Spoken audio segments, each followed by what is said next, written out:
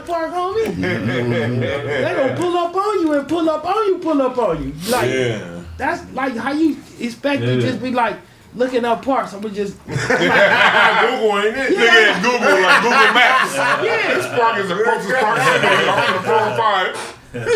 Right, so the nigga like, he like, man, I'm like, bro. Oh, shit, we on. We on. Oh shit, we on. I was catching up on something. We in there. What's going on, y'all? Welcome to Kraig Facts, man. I got a special episode, man. Yes, sir. Man, I always talk about my childhood, man, the different influences I had. And, you know, one of the major influences that stopped me from going down a crazy path, you know what I'm saying, is in the building, man. Y'all give it up for Chili Chill, man, from the Gospel Gangsters, man. Yes, sir. Yes, sir. So one of the first jokes that I ever wrote as a stand-up comedian, because, you know, I toured doing stand-up, right, was about a gangster evangelist. Right?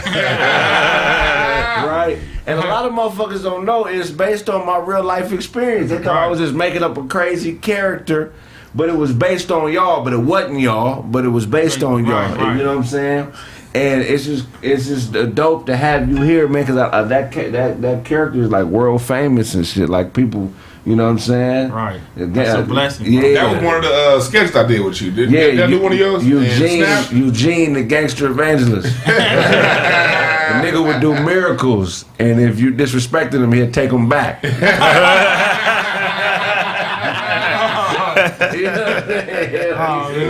So, man, it's a blessing, man. Solo was gonna come right before he passed. Rest in peace to Solo Diassi, man. To the GOAT, man. That's straight my up, boy, man. Straight up. That's one of the greatest rappers of all time. Man, of all times. Like I tell everybody, like this dude was so.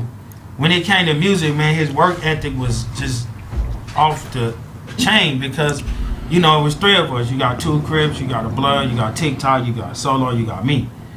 And you got a group, so you only need 3 verses to each song. Right. This dude will write 3 verses to each song by himself. Right. So it was almost like he was writing a song to the song by himself, even though he got 2 people. Right. So, you know, this dude, he didn't have like no writer's block. It wasn't no...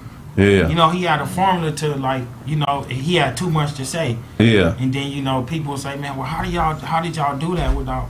Now I said, well, bro, you got to keep up with this dude. Yeah. You know what I'm saying? Look who I got to keep up with when you seen the work ethic. Man. Because when we first started, and the first album, a lot of people don't know, like, Gang Affiliated, the first album, Solo wrote the first album. That's the one with testimony. Yeah. Testimony. So the thing about it was, it's like I can always write and do my thing, but I was like lazy, you know, because I was a D-boy, you know. As D-boy, you know how we is. We ain't gonna pay for no car. We ain't gonna get the nails dirty. We ain't gonna, you know what I'm saying? We might shoot the strap with the pinky. You know what I'm saying? Y'all know. You know what I mean? Y'all know. So that sounded more like a P-boy. You know what I'm saying? Little mix. You know what I'm saying? Little mix. You know what I'm saying? Because my pops, he was that a pimp and a gangster. But you know the thing about it is, man, it's just a blessing to really, really be here, man. So when we first started, we started in Pomona, California. Yeah, Word Harvest Worship Church. Right. So you know this dude, he didn't have writer's block, man. He used to gave me a formula to do. So it was like, I don't get writer's block. I have too much to say. That it's harder for me to, you know what I'm saying? I'm sitting over here putting stuff together. Yeah. He got these many bars, you know. Even when you write with somebody else, or you like, man, I want to say this, but then I gotta say this. And you got to pick, and he will always come to us and be like, you like this one? Like that's it. He'll come back like, what about this one? Like that's dope too. What about this? And we got to the point after a while, like, bro, you don't gotta rap nothing to us. Just, just drop your thing, do your thing, man. You know what I'm saying? He used to come pick me up because when we started going there to that church, my parents had split up. They used to always break up and get back together. So moms went to that church because they had a female pastor. Pastor Carolyn Harrell, rest in peace. Yep. She was gangster than a motherfucker. Rest in peace, too. Yeah. Her daughter died too? Yeah. She passed away too. Damn, I had no idea. Wow, rest in peace. Yeah. When she passed? It's been a while too for both of them. Wow. I had no idea, man. Hey, Kraig, can you tell them who the Gospel Gangsters were and how significant they was to young church-going cats in the 90s? Man, well, if you was from LA, if you grew up in LA gang culture, and you had a grandmother or mother that went to church a lot, you understood the gospel gangsters. Yes. See, a lot of motherfuckers on the outside looking in, they don't understand how you gonna be a gangster for God. It don't make no sense. It's like, nah, nigga, a lot of gangsters is very spiritual. Right. You know what I'm saying? It ain't like, for me, the gospel gangsters represented so much because at the time my pops, you know what I'm saying, you know, who he is, Smitty, pretty Smitty from Detroit City. Him and Moms broke up, so he was out the house. And Moms went to this church. I'll never forget the first time we went there, they had a Christmas program. Like a play. A play. Yeah. I remember that play. So this like 92, 93, right? Yep. So I was just getting started. So I walk in, and it's a nigga on stage with a beautiful voice. I'm talking about this nigga. I'm sitting there like, this motherfucker, he's got to be a Grammy winner or something. It was TikTok. Right. This nigga singing in the play. Right. He's like, but singing though, not like no bullshit crooning. I'm talking about nigga, Boys to Men type shit. Yeah. You know what I'm saying? So I'm like, who is this nigga's amazing? I think y'all performed too, or was in the play, right? We performed too. So I didn't think nothing of it. Then we came back to church like the next Sunday, and I don't know if y'all performed or how I figured it out, but I think y'all did a song or something. I don't remember the exact sequence of events. And then that's when I got privy to the group. And then from then on, I was like, you know what I'm saying, intrigued. And like a couple Sundays went by, and I tracked solo down. I was like, man, let me spit a freestyle for you. I'm 11. And I had the same little freestyle. I remember bits and pieces of it, but you know what I'm saying? It was something along the lines of, I got my khakis creased with my chucks.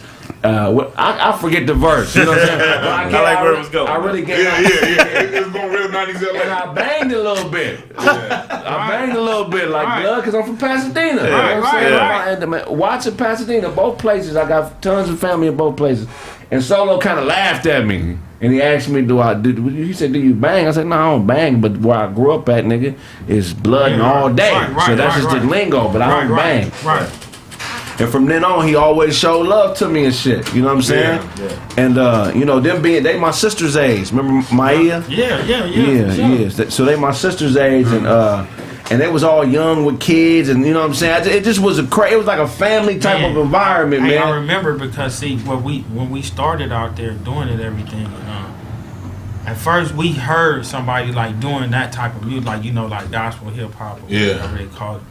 We was like, homie, we some real G from the Blizzard. We can't do it like that. And then brother-in-law was like, email my sister Shawana husband was like, why don't y'all try just like, try to mix it up and flip it up. And then we went and mixed it, and how it started, we started doing Friday nights for the youth. And then every Friday it started getting people coming, and we would just do songs. We didn't know nothing about. We wasn't tripping off getting a deal. We wasn't tripping off of traveling. It was strictly because we were some knuckleheads, man, and we wanted to change our life. We wanted to see other young dudes because we seen what it was like, and we understand. Pew, right across from your face, and I'm ducking, and I'm shooting back, and they shooting back, and I'm like, bro, y'all don't wanna do this. Y'all really don't know what y'all getting into. Right. So when we started, we would do songs for every Friday night just for the kids. And then after that, more of churches started calling Pastor Carolyn, started telling her like, hey, it's Friday night, wow, can I? Bring my youth group over. And then next thing you know, across the street, some Crips lived across the street. Next thing you know, over there. They start coming over and just parking their Lolos in the parking lot because the music was banging and it was loud. Yeah. And we would come out and they were like, what's up, man? We like, oh. They were like, oh. And then we would talk to them and minister to them. Next thing you know, they'll bring their little homies on Friday night. So it started getting packed with gangsters from the street and packed with church kids, and it just grew and it grew and it grew and it grew. And then when we started getting serious about it, we was in Oceanside, and my pants were sagging so hard, right? And we was busting, and then they dropped. And when they dropped, I just, you know how it is. I just grabbed them, pulled them back up. I ain't stopped nothing. You feel me? So after that, the dude walked up to us and was like, "Hey man, y'all got like a demo or something. We ain't never did no demo, you know what I'm saying? Right. If we wasn't, you know what I'm saying? We just wanted to minister. We just wanted to see see knuckleheads change their life for the better. Yeah. Then we was like, nah. He was like, man, if y'all can get a lawyer to me and get something down, let's try to do something. And that's why, everybody say, man, listen to my demo. We ain't never in our life ever did a demo before. Right. Can I tell the truth? Y'all was the first gospel rap act that wasn't corny. Right. That's what it come down to. Because like I was raised in church and everything, and every time they would have some rap group come to your youth service, you'd be like, "Who these niggas?" So when I remember y'all came to our youth service like in 93, 94, somewhere around there, Right. and I remember it was a Friday night youth lock-in, and then y'all wasn't the first rap group that came, but usually it was some other rap group. The nigga name was like Be Pleasant and Be. We were like, who these niggas? Damn near homosexual nigga. That nigga said Be Pleasant. So when y'all, God-ass nigga. exactly. So when y'all came, I'm sure my church was a lot like y'all churches around the country. It's a black neighborhoods. It's a lot of different gangster sets that come together in one church, and niggas is just peaceful for Sunday and Wednesday night. Right. But y'all came, and we was just expecting the worst. Like, who these niggas? And gospel gangsters high. And the motherfuckers, these niggas started rapping and flowing, and all them old hood niggas, the niggas that still had Jerry Curls in 93. Right. You know, if you had a Jerry Curl in 93, you was a gangster. Yeah, for real. And the niggas that had Jerry Curls in 93 was like, oh shit. And y'all turned that motherfucker out, and y'all was the real deal, man. Y'all gave people who was in church something to listen to that wasn't corny. Yeah, that's real. Hey, like I remember being a kid, like you know what I'm saying, and being at my Uncle Mack house. Shout out to Uncle Mack, you know what I mean? Hello, Mack. So my mom, she's like, yo, your cousins Charles and Chili, they coming to you know what I'm saying, they come back. I'm like, who the fuck is that? Like, you know what I mean? They've been on tour. I'm a kid at this point. So like them like being family and seeing like tapes and vlogs before it's called vlogs. You know what I'm saying? These motherfuckers, I'm at my uncle's house, these niggas up there showing me the video of them with some fucking, like in the Bahamas, nigga telling me that they do chop buys and That's shit before like or after y'all beat up Kurt Franklin. We never beat up.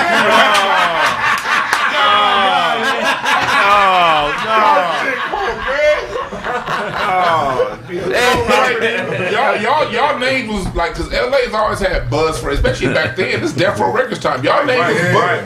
Gospel Gangsters was buzzing like any other group out of LA that went just that what gospel music don't do what secular music does perception wise. Right. But y'all name was buzzing like everybody else. Did y'all ever get approached to go secular? A lot of times.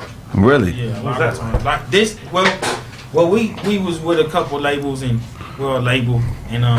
at that time, like you said, Death Row was out. Corrupt used to come to the show sometime. Him and his little bro would pop up because my management, we hooked up some type and we was all cool.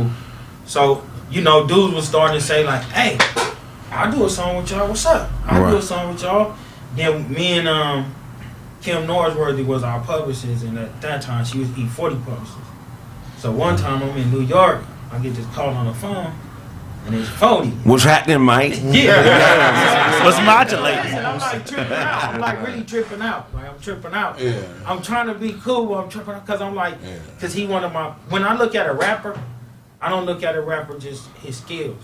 I look at everything, his life, everything about him. How solid do he stay in trouble? He keep his marbles going. He keep his paper. And 40 was like that. I was like, yeah, 40 that guy because he do his thing. Right. And you don't hear about him in the papers. You know what I mean? He just do his thing. So when he called, he like, yeah, man, let's get together. Let's do one for me. We do one for y'all.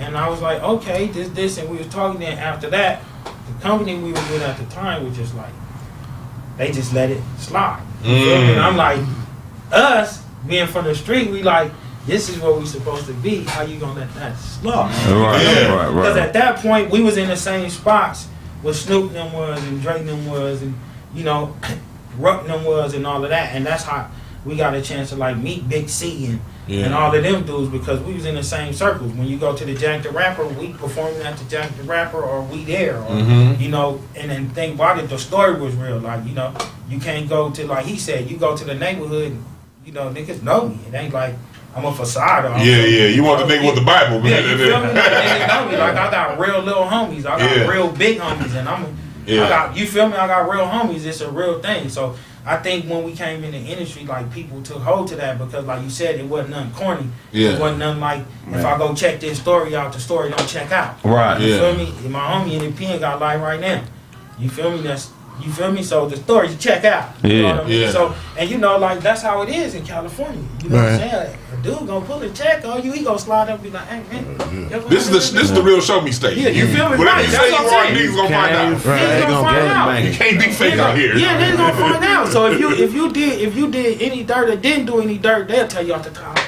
He just Before the internet. Yeah, before the internet. Before the internet, nigga. And that's when we was doing shows. When you either see us on the block, or you see us ministering in the pen, or you feel me, or you see us at a show, or you go get that tape. It wasn't like you could just pop on the internet and see a dude. Like, you know, a lot of times these microwave rappers, you know, they able to just press a button and be like, on. Yeah. You don't know if the story real, they lying or not. Yeah. You know, they just out there. For us, we had to grind through it. Right. You know, and it was like that for every other act. If you didn't see, you know, all the other dudes from Atlanta on this, you got to go to a show, or you had to buy In the 90s, you had to really be what you said. You had to be that because dudes is checking you everywhere. Definitely. They gonna check for you. Would you say that you had more, that you got more love from the Christian rappers, or would you say the secular side of it? Well, Like, man, I'm gonna keep it real. I would say both. I would say both because, you know, God is our foundation for our whole career. So, you know, the people over there, but we have been through that era to where we go to a show and they picking it outside, you know. Yeah. You know, gospel, hip hop, devil music. Yeah, you guys took some. I've been through that. Y'all took some bullets for us, but like I've been through that era before. Y'all took bullets for Kurt Franklin and everybody I've been because through that era before. for you to be at the front, because the church is conservative.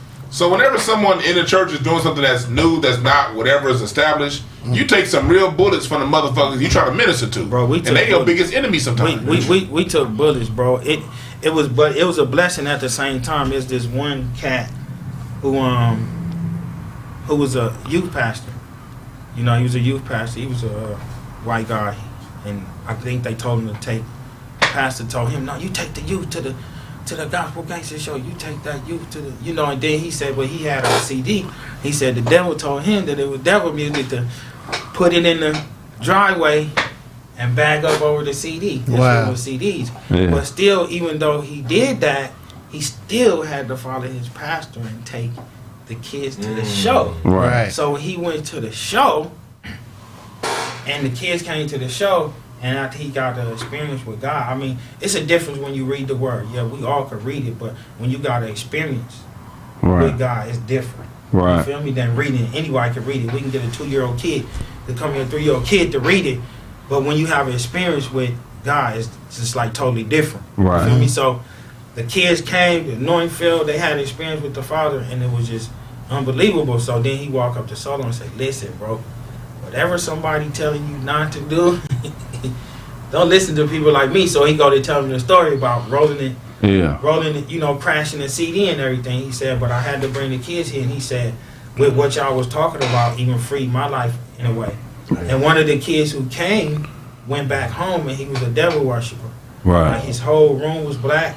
Yeah. And you know, windows was black, and he said that he was going to the Christian bookstore to mock the music, to grab it and, you know, take it back.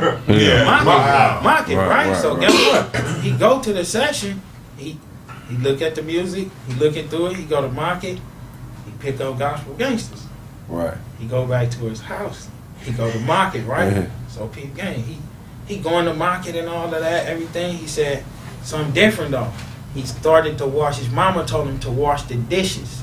And he said when he started to wash the dishes, God told him that I'm going to wash you up, I'm going to clean you up just like these dishes. Right. You're not going to be the evil kid that you are. You're not going to be no devil worshiper kid. You're not finna be, you finna change your life right now. Right. I'm going to I'm going to heal everything, your family, your this. And he said every time he would wash a dish, God would tell him something different that he gonna do for him. Yeah, right. So to me, when you talk about gospel music, like you said, and you talk about gospel hip hop, you know, it condescends far, and you never know where it's at. You know what I mean? You never know how far it's gonna go. Yeah. How far it's gonna take you, or how far that word goes. Yeah, straight Question: Is there? Let me ask. This might be an odd question, but is there competition in Christian rap? Meaning like, It should be like you know, that. hip hop, everybody want to be the best. Bro. Listen, bro, I ain't playing. I'm just saying, it better be. I mean, you know what I'm saying? Like, But like, have you ever had anybody come up to you like a Lecrae, not Lecrae, but something like that? You know what I mean? Like Shirley Caesar never tried to fight her. One time we did a show and we with Shirley, right?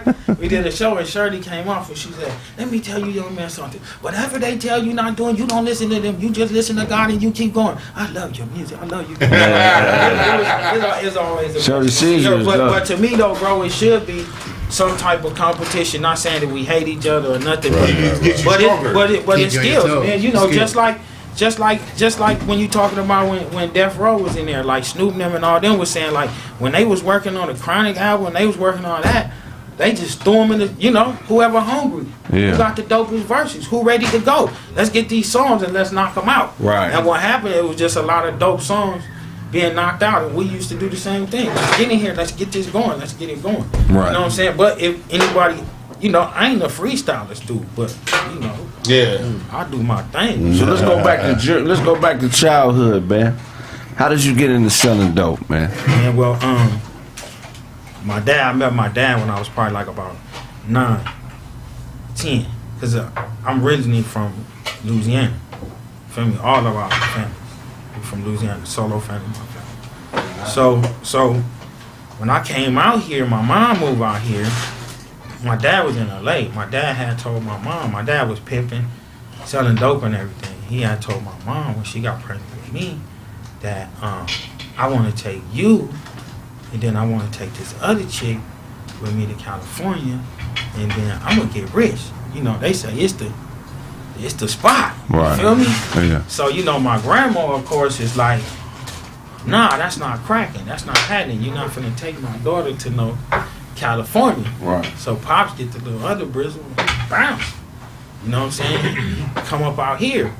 So by the time I'm 8 or 9, my mom, she moved to California. Right. Then we moved on 43rd and moved. Right. When I first moved out here, we moved in Rosecrans. Right. I used to get chased by the essays. Right. And after that, we moved to LA. And then when I met my dad when I was 10, he was like, he came up, picked me up, he took me to Beverly Hills, and I'm like, he came up in this little old school limo. You feel me? He took me up to Beverly Hills and Robinson where it was real quiet, clean, and you know, something like, I'm a youngster, I see this on the movies, right? Then later on that night, we get on a bus. And I'm like, wait a minute, you got a roaster outside, you got 2 limos outside, you got wheels here. We get on a bus. We go back down Wilshire, we go back down Figueroa, all the way back down, right around the corner from my house. Knock on the door. All I hear, I can't believe this. I'm a kid. I'm like, you only see this on TV. Yeah. You feel me? My pops turned out. You feel me? I'm there, boom. He said, this Prince. They open up the door. Homie, you know how LA houses made. You know, the small rooms, everything. Right. Yeah. So I'm in there. He tell me to go in the room in the back. Guns on cop. 10 minutes later, I come out. He opened up the door. It's from the bottom to the top. Weed. From the bottom to the top. Weed. Then he said, go back. I got some business to handle. Man. Wait, hold on a minute. I don't know. Y'all following this? Yeah. What happened? So he took you to the house and what? He took me to the house, told me to go in the back room. To his house? No, to one of his spots. I didn't know my pops was like, that was the man. Get down. You feel me? I didn't know he had homies. I didn't know he was rocking. You feel me? I'm saying I'm only like 8, 9. So like when you looking at this, it's like westerns on TV. You feel me? You know, like they cocking guns. You know, you see the movie Shaft. You see, you feel me? So this Shaft and all of that. You know, Superfly. That's what we seeing in our days. You know what I'm saying? So after that, he bring me out. He opened up the door, bottom to the top, which was stretched back then. Says from the bottom to the top. He's like, oh, you see that? We rock. Boom, he shut the door, go in the back. I got some business in him. I'm like, all right. So I come back out a little bit later, look in the kitchen, birds on the table. Right. He tell me, go in the kitchen. He said, meet my homeboy, such. I'm like, okay, what's up? He's like, you ever seen that? I'm like, on TV. Yeah. He like, I'm telling you, this is how we rock. This is your dad. I'm not finna hide nothing from you, just this and that. This is me. But he'll come down to that spot, and then he'll go tuck in the heels like, you feel me? And I'm thinking like, this is some real mafia gangster. So then from there, when we grew up in LA a little bit, then we moved out to Ontario. Out that way, Ontario. My dad started bringing me work. You feel me? Right. When he would bring me work to the house, he taught me how to re-rock in the baby bottle first. Right. Then after he taught me how to re-rock in the baby bottle, then he took me to the kitchen.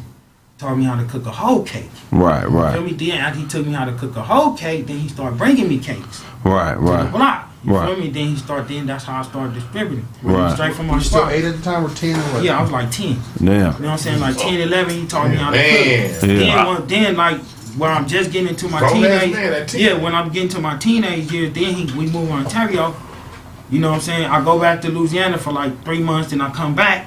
When we come back, we hit LA real quick, then we move to Ontario. Ontario didn't really have nothing in it, like a lot of vines at first. I was like, Wasn't shit out there. right, that, so I'm like, Mom, look what you take. Look, What I'm do like, oh my Ontario God. means? Yeah, I'm used to like, I'm used to like getting chased, I'm used to, That shit was the country, man. But California life in the city, we helicopters. getting chased, we doing all, we just having fun at kids, you know what I'm saying? But when I went out there, it got a little more serious for me because he started bringing me packs and he really started showing me the game. So we were 16, 17 I at was this time? just only like 14, 13. 14, yeah. I was in the game. I was like, games because the dudes couldn't get what I could get there when we was that young. Right. You feel me? The amount that I could get because he was coming to the city, shooting it back to me. Right. And they was like, how you just, Yeah. you know what I'm saying? And they older than me. They 21 already, 25, 24. And now they now these older dudes is figuring out that I can cook. Yeah. You feel me? And then once they figured out I can cook, now they paying me to cook. Right. You feel me? So from different hoods, they like, oh, the little young chili, bro. That bro, that's. You feel me? So they would be like, slide me, look, cook this for me.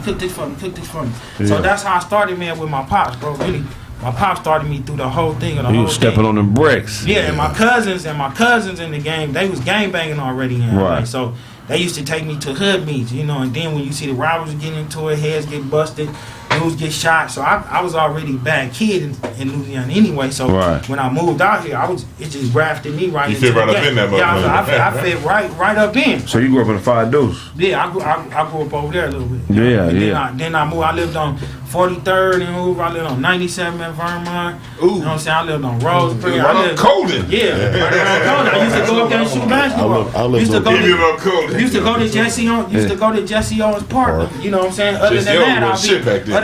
I'll be with I'll be with my stepbrother, with Prod and them. You know what I'm saying? Because his dad. A lot of people don't know Havoc and Prodigy from South Central Cartel. Them is his brother. Yeah, so because my mom and their dad was together. He said we was like kids. Yeah. So my life and their life was I spent a lot of time with them. You know what I'm saying? Okay. Question: did you see money? Like, even though you was putting in that work, were you noticing that you were getting paid, or was you? Well, I seen money when I was young. I was just, Like for you?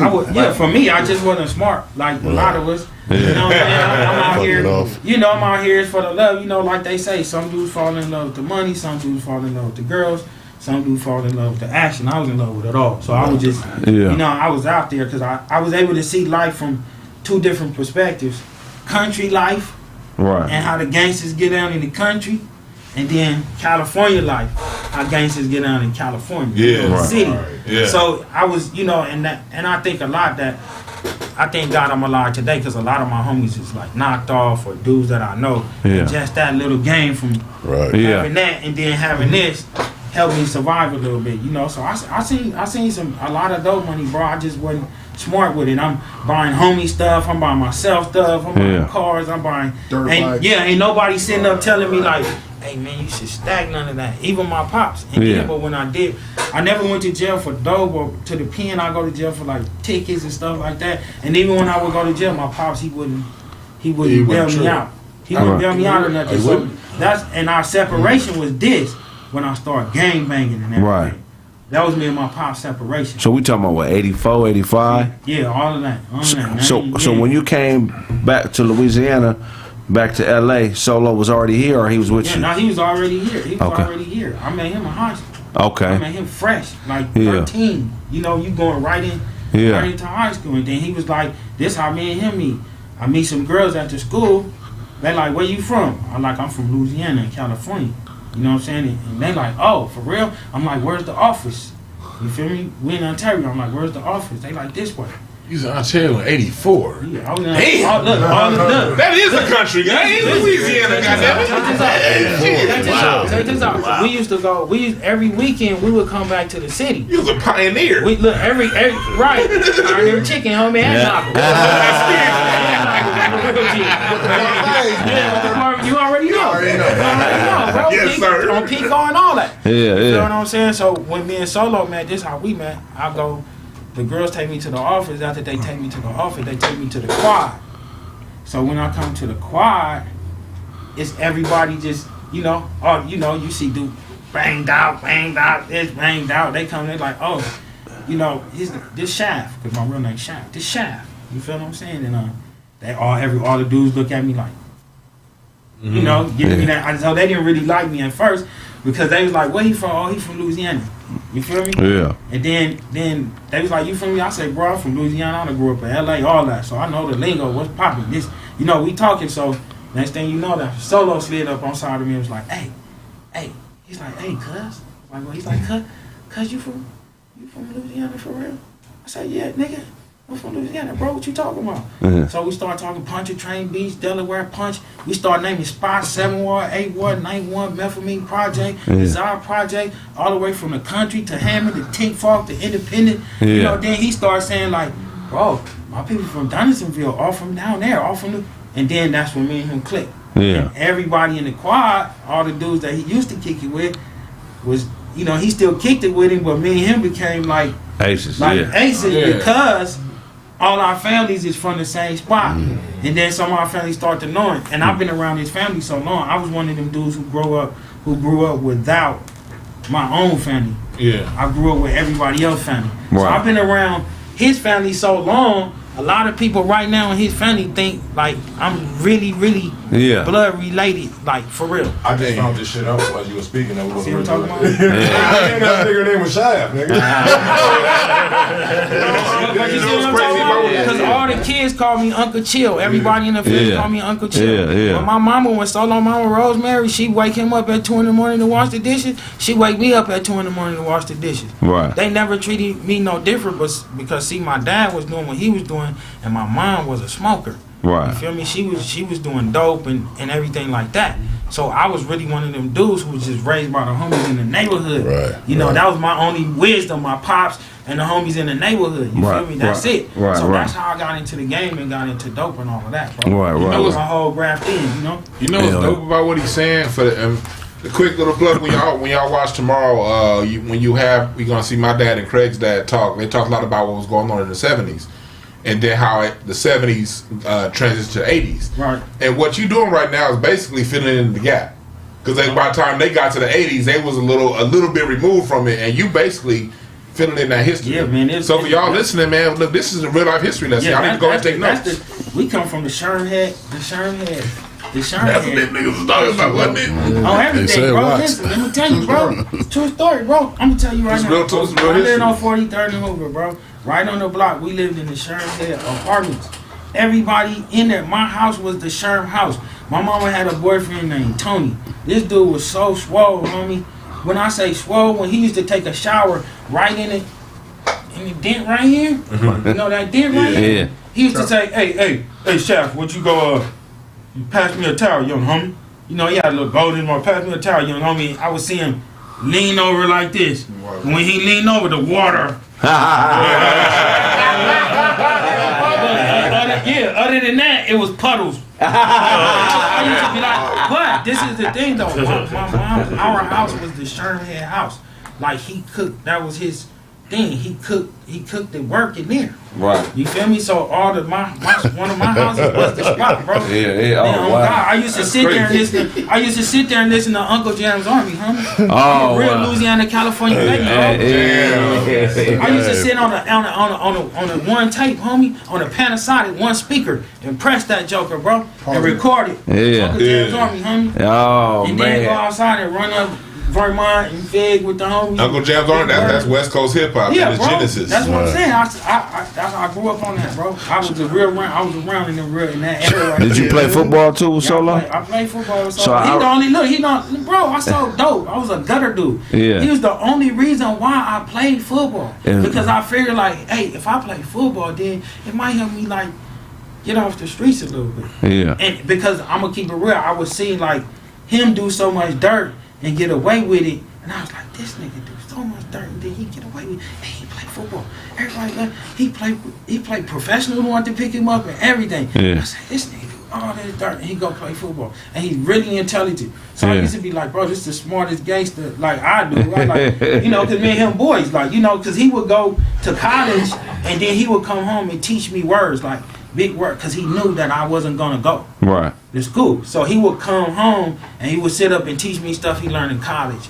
Teach me stuff he learned in school because I just wasn't gonna go, bro. I was stuck to them streets, bro. My you know, like he had moms would be praying. You feel me? Like she would be praying sometime in the house and we'll come in and I wouldn't know what she was doing.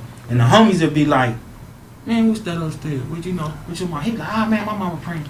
You feel me? So his family was always solid. Like all of their family was always solid. Mine was always shaky to me. You know, They had uncles, they had people you could go to, holler at. I didn't have none of that. You feel me? So my part of my life was always shaky. So I used to always hang at his house all the time. And then his mama took to me, his family took to me.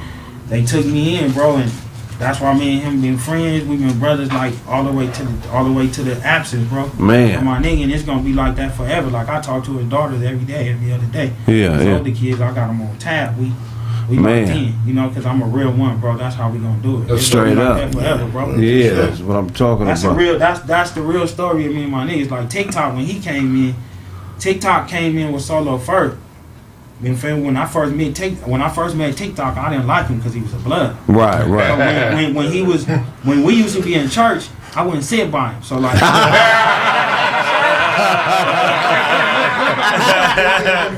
look at it real. You want to take the offering bucket from him. I was fresh in. I wasn't like, you know what I'm saying? I didn't have no maturity. I was like, you know, I had just got born again. I'm fresh off the street. So when Solo tell me like, hey man, that's the homie Tick right there. You know, he born again too. And I'm like, yeah, for sure. Another gangster born again. He said he was a blood. I started scooting over. Look, and Solo started telling me like, look, bro, it's different. Like, it's not, but where we come from, like you said, I'm not a B-dog, but this is just how it goes. Right. Nigga, I done had shootouts, I done been knives at me, squabbles while we in there, nigga, the whole real deal, bro, real live gang banging, not nothing, no joke. Feel me? Not no jokesters, you feel me? Right. So when they said like he was a dumb move, nigga, I got flashbacks like nigga. Like you feel me? And you know how it is in church or not. We get after church, right? We go after church, Solo like we finna go kick it with Tick. I'm like, nah, you finna go. Right? So look, he like, man, come on, I'm gonna tell you how it was. He said, come on. So we go to Tick's house, right? We walk into his house, bro. In his apartment. You got the living room.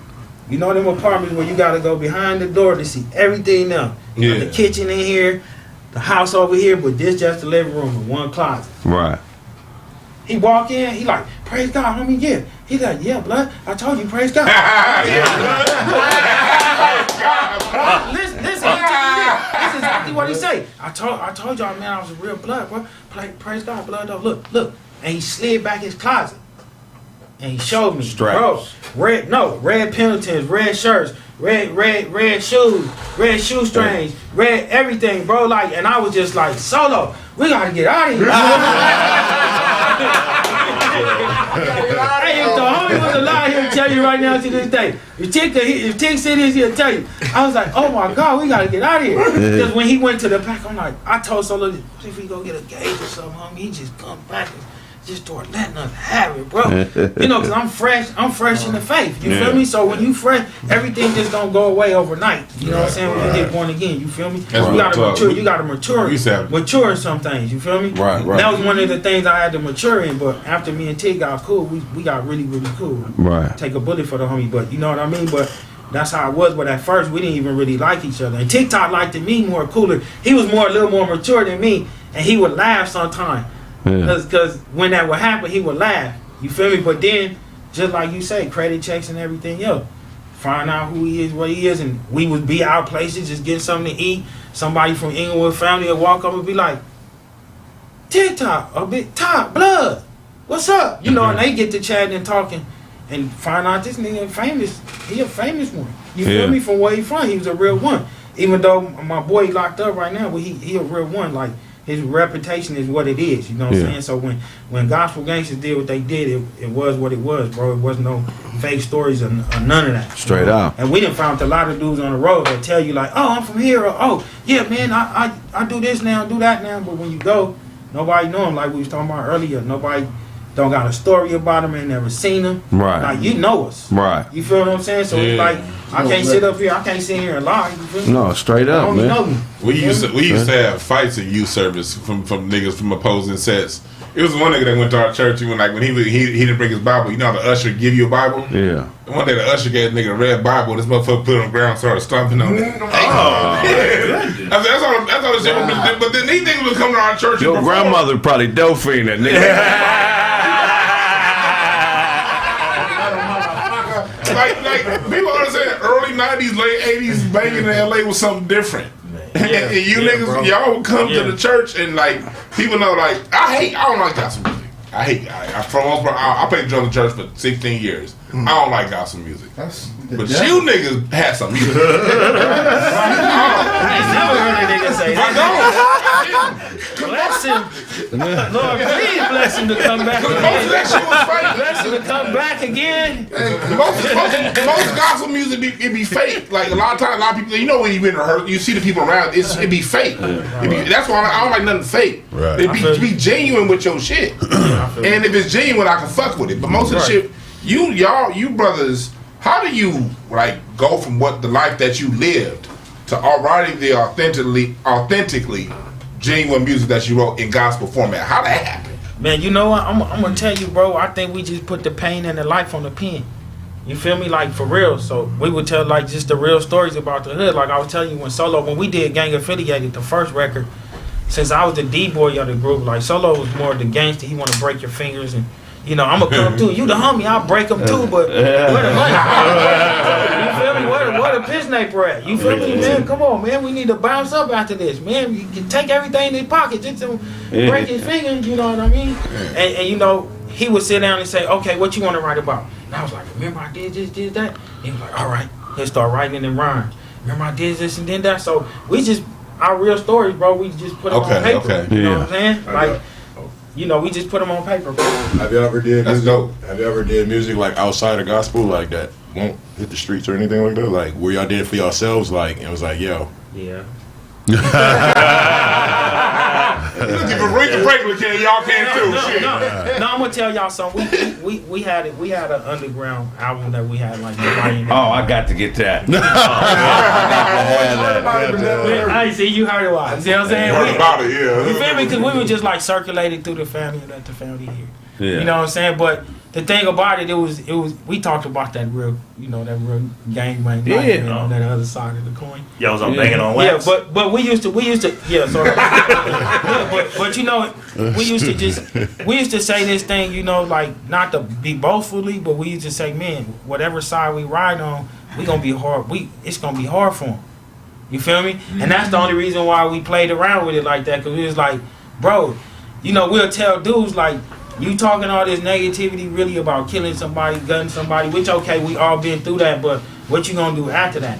And if you doing that, because Dr. Dre ain't killing nobody, that nigga sitting up eating. Right. You know what I'm saying? So what you really out here trying to kill somebody, you don't know what you in because you just heard Eazy-E say something, but Eazy-E was doing that. You know what I'm saying? You just trying to do this right now, bro. Right. You know what I mean? So you don't you really don't know that. So that's why we was like, boy, you dudes just don't know. If I get on this other side of the pen, I'm gonna cut you raw. Just like I cut you over here. You know what I'm saying? You know, and that's one thing we thought about when it comes to like, you say like they call it today, face-based hip hop. When it comes to that and it comes to dudes in the streets, you know what I'm saying? I gotta come just as hard. And people used to say, well, how do you guys do these records and don't cuss in them? I said, when your mind changes, your heart changes, it's easy to do that. You know what I'm saying? It's a difference to do that because now you know it's almost like hot and cold.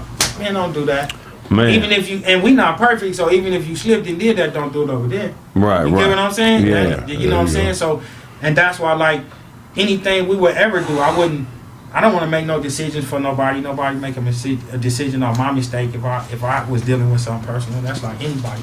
Right. A lot of us try to separate God from reality, and we can't. Right. Because when you get up in the morning, He give you your legs, your limbs to go get that job, to go to work. That's reality. When you leave church, you're going to buy some food. That's reality. Right. He pushed you right back in there. He gave you that money to buy that food. Right. So it's like things don't change, and we try to separate God from the realities in our life, and we don't. And that's how we get people like you. Like, I love God for real.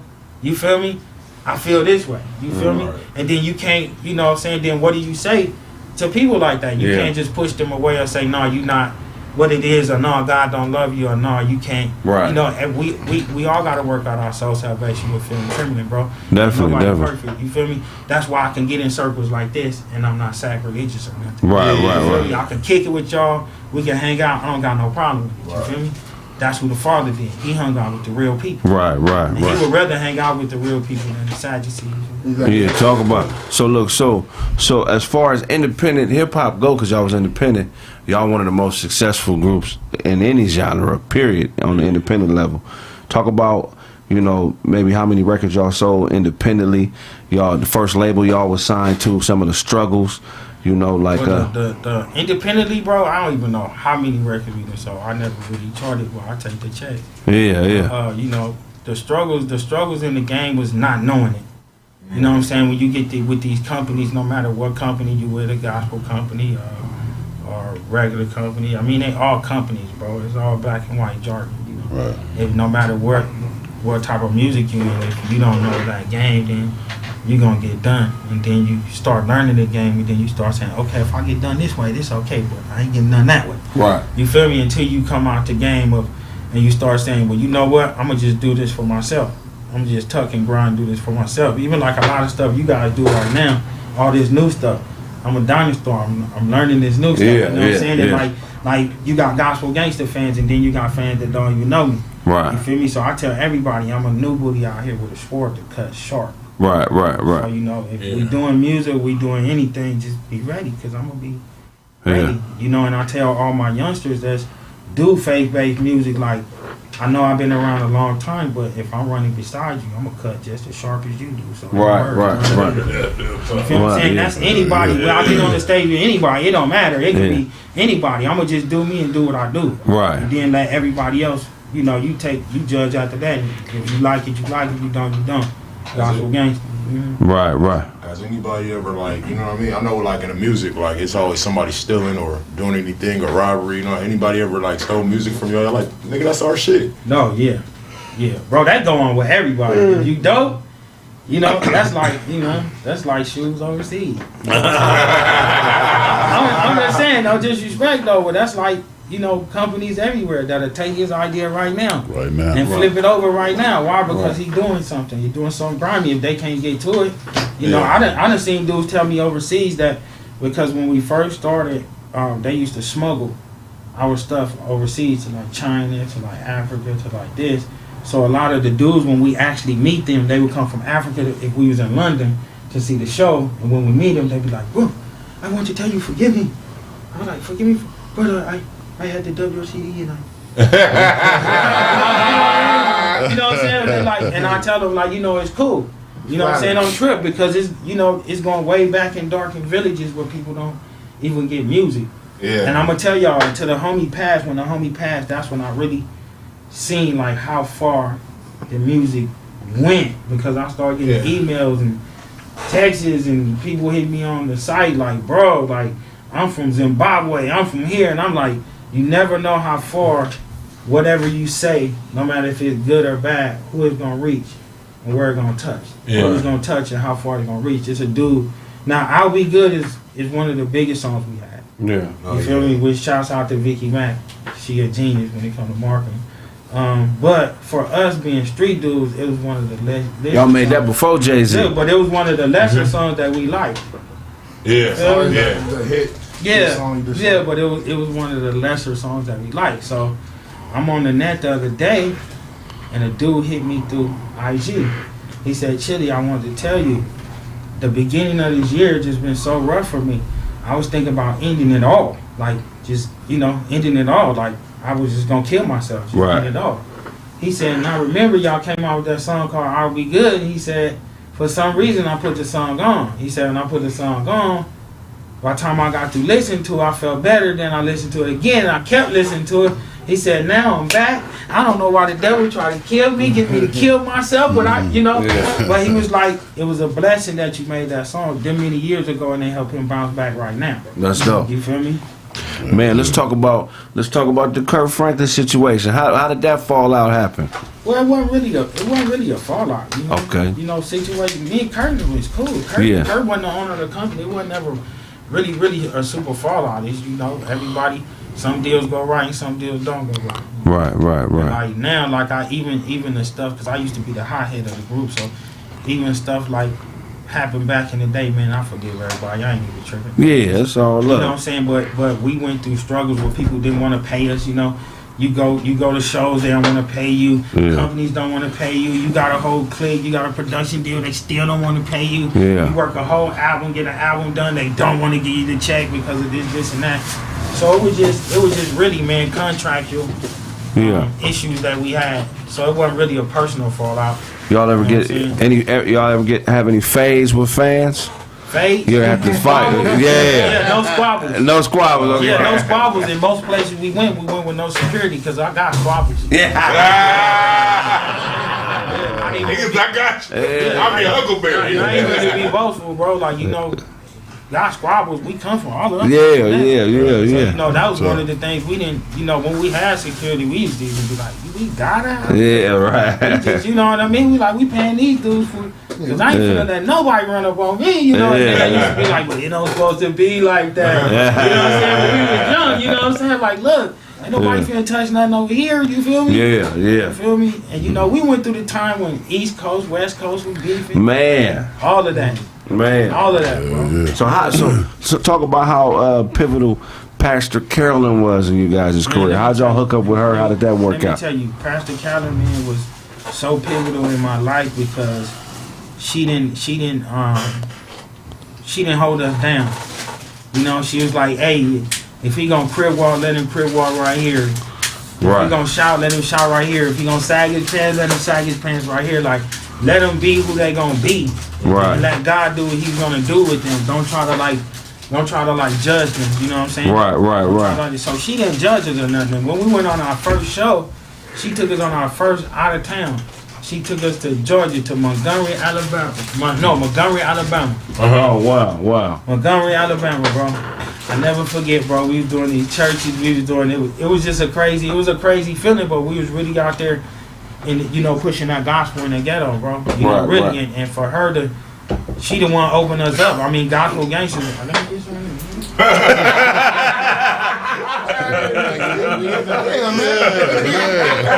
Everybody grab two. Don't trip that nigga don't eat the grapes, he eat the stem.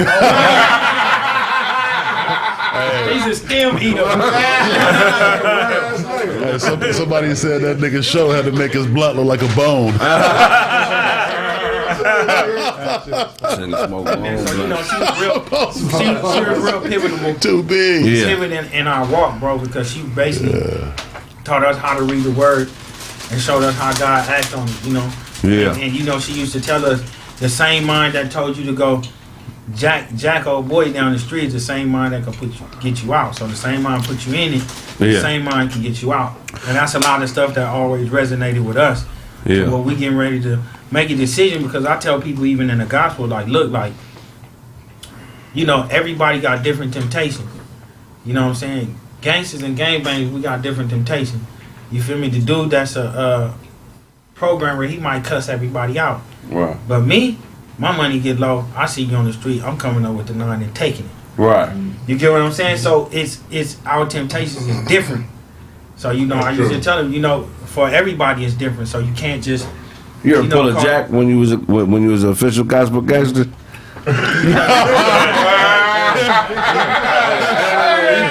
them niggas ran up in Crystal Cathedral, nigga. Hold up. Long sleeve real quick. Ran up on Bishop Blake. Yeah. Give me that watch. Pastor Carolyn was pivotal in my life in a few ways, right? She was one of the first black women, but I'll just say people in general, because she was, you know, bigger than just, you know, being a woman. She was a leader, you know what I'm saying? She understood her worth, her value. I had never been around a motherfucker, excuse my language, that really knew they value, like pimping, like nigga. She knew what she was worth, and you had to pay her. She knew who God was, bro. And she knew God, and she knew how to get the bread. and she had to pay her, nigga. Yeah, and I never forget this. I'm 11, 12. She threw a 50th birthday party. It was $500 a ticket. Damn. Wow. It was nigga, everybody in the church went. You remember that? It was $500 a ticket. Damn. And we talking about the 90s. We talking about 94, This ain't now. 93, nigga. Yeah. That's like $1,500 a ticket now. Hell yeah. Bros, and $500. 500. But she did some good deeds as well. I remember forget, she gave away that Toyota Tercel. Remember she gave away that She gave brand? away the gold bins too. Man. So, She gave that away too. She was I don't know about that, but she was I don't know about that. I'm gonna tell y'all this. She was a powerful woman of God, bro. And she was a great leader, bro. And she showed us a lot. And a lot of people don't know the and gospel gangster and the tenaciousness we had, all of it came from her. Showing us how to do street ministry and showing us like this. And we weren't scared anyway. Right. So most places we would go and most states we would go, you know, but people be like, oh, they shooting over there. We'd be like, okay, so tomorrow, what hood over there? Okay, tomorrow, take me over there. We'll just hit the block. I never forget being in Chicago. You know, you got the Vice Lords and the GD. You got the ones where the blue, the ones where the red. So we already see boys. So we just belting down the street, homie. We like, all right, I got on some blue painted pants, blue chucks, white shirt. We just belting down. We see them. We just start hollering at them. And they was like, y'all not from around here because we in Chicago. They seen the chucks, they seen the this. And by them seeing TV, remember, you know, boys in the hood, you got all that, seeing TV. They like, bro, they like, homie, y'all not from around here. We like, no. So we immediately start hollering at them, telling them about God. We weren't kicking it with them, praying for them in their basement. You feel me? Yeah. And then coming back out, and then they was like, every time you come to this block, you good. You feel me? So you feel me? So what she taught us in the way God helped us, bro, it took us a far way, bro. It took us a far way that sometimes I can't even imagine. Like when y'all tell me, like, man, remember I was 11, remember I was, that's crazy. Somebody told me the other day, man, you know you've been around like almost 30 years, like 30 years. Shit, like, longer than that. See what I'm talking about? Yeah. I graduated high school 22 years ago. Right. Okay, so almost 30. Early 90, Yeah, because 93, 94, So 27, 28 years. Yeah, that's wild, man. Bro, and you never think about it like I was like, man, we just put in the work. What gave you the ambition to start a clothing line? Because you're the first rapper I ever knew. I didn't want to start dope no more. Right. You know what I'm saying? I had to do this, even like with the word today. What year you come out with the club? We're talking 93?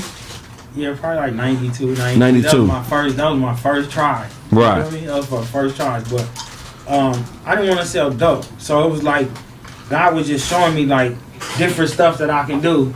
That I'm acting because I'm a good salesman and not have to sell dope to do it. Right. And that's how I started. I would just try anything. And I always been in high school, all that. I always wanted to wear my clothes different. I always wanted to have my own stuff. Didn't want to do my stuff like nobody else. You know what I'm saying? I sold dope, bro. Right. So in high school, I was seeing when Bally's first came out, the white dudes is going to London and all that with their families for the summer. I chip them up. Give them an X200. I want to be the first one with some Bally's. Right. Bring them back. You feel Right. me? So I always been an innovator, like Different type dude just to do that, man, because I understand it. I look at everything like it was dope. You know what I'm saying? Like, this a sack. Let me get it off. Right. You know what I'm saying? Like, right now with CampaignRepublic.com, with my site, I'm building a store. So, you feel me? I'm building a store, homie. It's doubled up. You know what I'm saying? Like, yeah. You know what I'm saying? It's residual. We don't got no 401ks when you a rapper. Right. You know what I'm saying? A lot of dudes that get in this game in the beginning don't know that.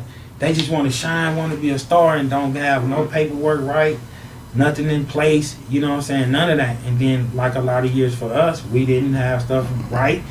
People was getting us and taking our money. You know what I'm saying? That was one of the things, man. I always wanted to just make my own. And then I started seeing other people, and I was like, it ain't no way that I can't do this right here. Right. You know, by myself. Like, and I used to tell Solo that for so many years. That's how come before he passed, he was just working on his solo album because he's so a perfectionist. I'm like, bro, do this. Like, he'll call me like, you gonna get on the song? I'm like, nah, that's your sack, homie. Right. Get that sack, dump that sack. I'll get on the next sack. You know what I'm saying? But for me, that's what it's about. It's about duplication at the end of the day, man. Right, you gotta have something. You gotta leave something for your kids. Straight up. And I ain't rich, but I ain't trying to go out like no sucker, though. Right, straight up. When I'm out here and I'm a dad and I got kids and I got grandkids and I ain't doing nothing for them, you know what I'm saying? But I'm sitting on the block with the homies. Yeah. Just because you a damo or you a cripper and ain't doing nothing with your life, man, forget all of that, bro. God bigger than that. Even if you don't walk up in church, homie. Right, do something right about yourself. Get a right mind about yourself. Right. You know what I'm saying? Be a stand-up guy about yourself at least. Yeah. You know what I'm saying? You do it for if you don't do it for your kids, do it for yourself, bro. Right. You only work what you own at the end of the day.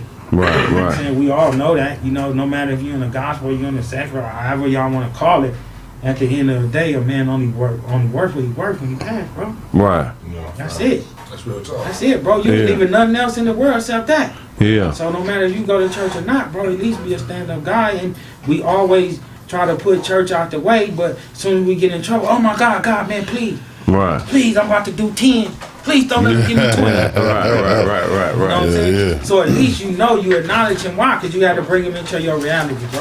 Right. You feel me? So, you know, that's why I tell dudes, I don't, you know, dudes that don't go fully to church or all that, I don't down them or nothing, bro, because we all been in that same spot. We all been in that place. And we got choices. Until we make that choice, we going to walk all the way in or stay right here or however we going to do it. God going to accept us for who we are. Right. It's up to him to judge us for who we are, not me. What would you tell a young gospel artist going down your path? What's the best key for them to be successful? Learn the business. You know, the Bible says gift comes without repentance. So that means all of you being a comedian, this what we do right here, bro. This a gift, bro. You ain't got to repent for that. You know what I'm saying? Learn the business, though, but you got to learn that podcast business, though. Right. You got to get the name right. You got to get this right. You got, you know, it's a business. Right. At the end of the day. Right. You feel me? So that's why I tell dudes, like, because we thought when we first started, we rap, we just want everybody to go to church. We just want to rap. We don't care if we with a company, not with a company. Yeah, we'll sign right here. It don't, you know, it don't matter. But we really, at the end of the day, really needed to know the business. Yeah. Because we already had the gift already to do it. But you're a natural funny dude. So you got that gift already. You got to know the business to go get the money. All of them will tell you that. You feel me? And that's what it is for us at the end of the day. Right. We got to know the business in order for us to strive. You know what I'm saying? Man. You messing with cryptocurrency? Matter of fact, I just did a song with Lil Rascal, my boy Lil Rascal. Rascal, a rapper, Christian rapper. Yeah. My boy, man, we about to do some big things together. He into that heavy. Now, this what I will tell you. A lot of dudes that's come from our era, right? A lot of them dudes is into the crypto. Right. I mean, they getting paper. Like, I mean, I found the whole section of them, and I was like, this where you been? And like, man, well, you know, I just stopped, bro. I started doing this, and one of them was just telling me the other day, like, you know, once I make 25 more thousand, I'm quitting my job. And he said, I'll be the mid. I think he said he'll be hit like 1.5 or a mil. He said after that, he's not gonna work no more. This is gonna sustain him. So I've been thinking about getting into the crypto because it's a real deal. Now you got dudes on the net talking about, hey man, I got a crypto manager. I don't know what that's about. Put this money in the crypto and then we can flip it and bring it back. And I'm like, man, well, I don't know. You might be going to get a sack with that, bro. I don't know what you doing with that. Man, so crypto is the new thing. You hear look at us in California, we got the crypto dome. Can we talk about the situation with TikTok? Yeah. Man, so what happened with the brother TikTok? A lot of people in the world is wondering, like, man, how did he get into this situation? Like, what's the story behind it? Man, you know what? I'll say a little something about it, but I'm gonna let TikTok get on and tell his own story. What y'all be hearing from TikTok? Hell yeah. I'm gonna plug him up on the show and have him come on the show. But man, you know, it just, you know, like everybody, bro. We California gangsters, and when you take that other places, some people gonna take too lightly to that. Yeah, you know right. When you make them bad decisions, no matter who we are, you know, they gotta come back at you, man. You agree with yourself, you know. Definitely. Bad decision that he made, you know, he wound up in the spot where he at. Yeah. So, you know, that is right there. Shout out to TikTok, man. Shout out to Tik, homie. Can't wait to interview you, man. Yeah, man, for sure. You know, that's wild stuff, man. You got any footage of any of them things from back in the day, like any of them plays and stuff from the church? No, I don't got no. I don't want none. You want them? Man, I eat the last. You gonna say somebody I was being nigga show saved you one grape.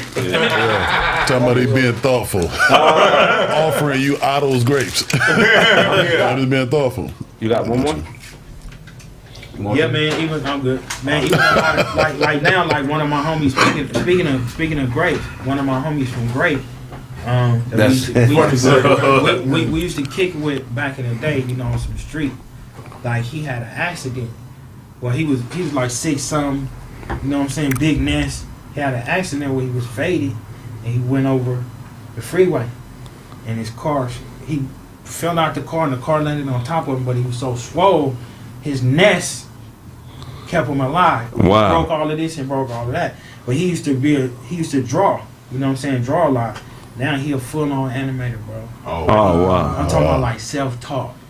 Like, oh wow. When I say, bro, this dude hard. He did my album cover too. Yeah. This dude, I mean, he hard. Yeah. Like I'm talking like he hard. And for him to be able to set up there and pull himself through this after all he been through, bro. If y'all ever need an animator, I need one all day, man. Cartoonist, bro, all that, bro. The boy off the chain, man. And right now, I'm building a company with him. Oh, that's dope. That's dope. I'm building a company with him. What's the name of the album? The Sleeping Giant. Okay.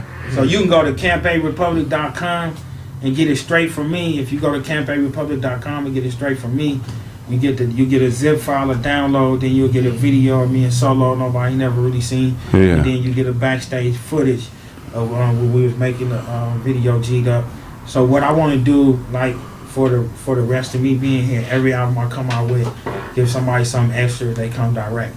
You know what I'm saying? So like right now, I got a little pop-up shop called Chili Baby Sweet too. You know what I'm saying? I do sandwiches, fries, and sweet. Is that right? Your boy ain't got to tumble for nothing. I'm putting that together right now. So working on a little cookbook. I got a show April 9th, man. Maybe I could have you do the catering. You already know. Yeah. On the real deal, let me know. Yeah, for sure. Fly right off in. Yeah. It's a Saturday. April 9th at Studio 54 in downtown LA, man. Okay. The tickets gonna sell out fast. I know they gonna sell out. Studio 54, downtown LA. Kraig Facts Live. What? Yeah, Kraig Facts Live, man. Yeah. Okay.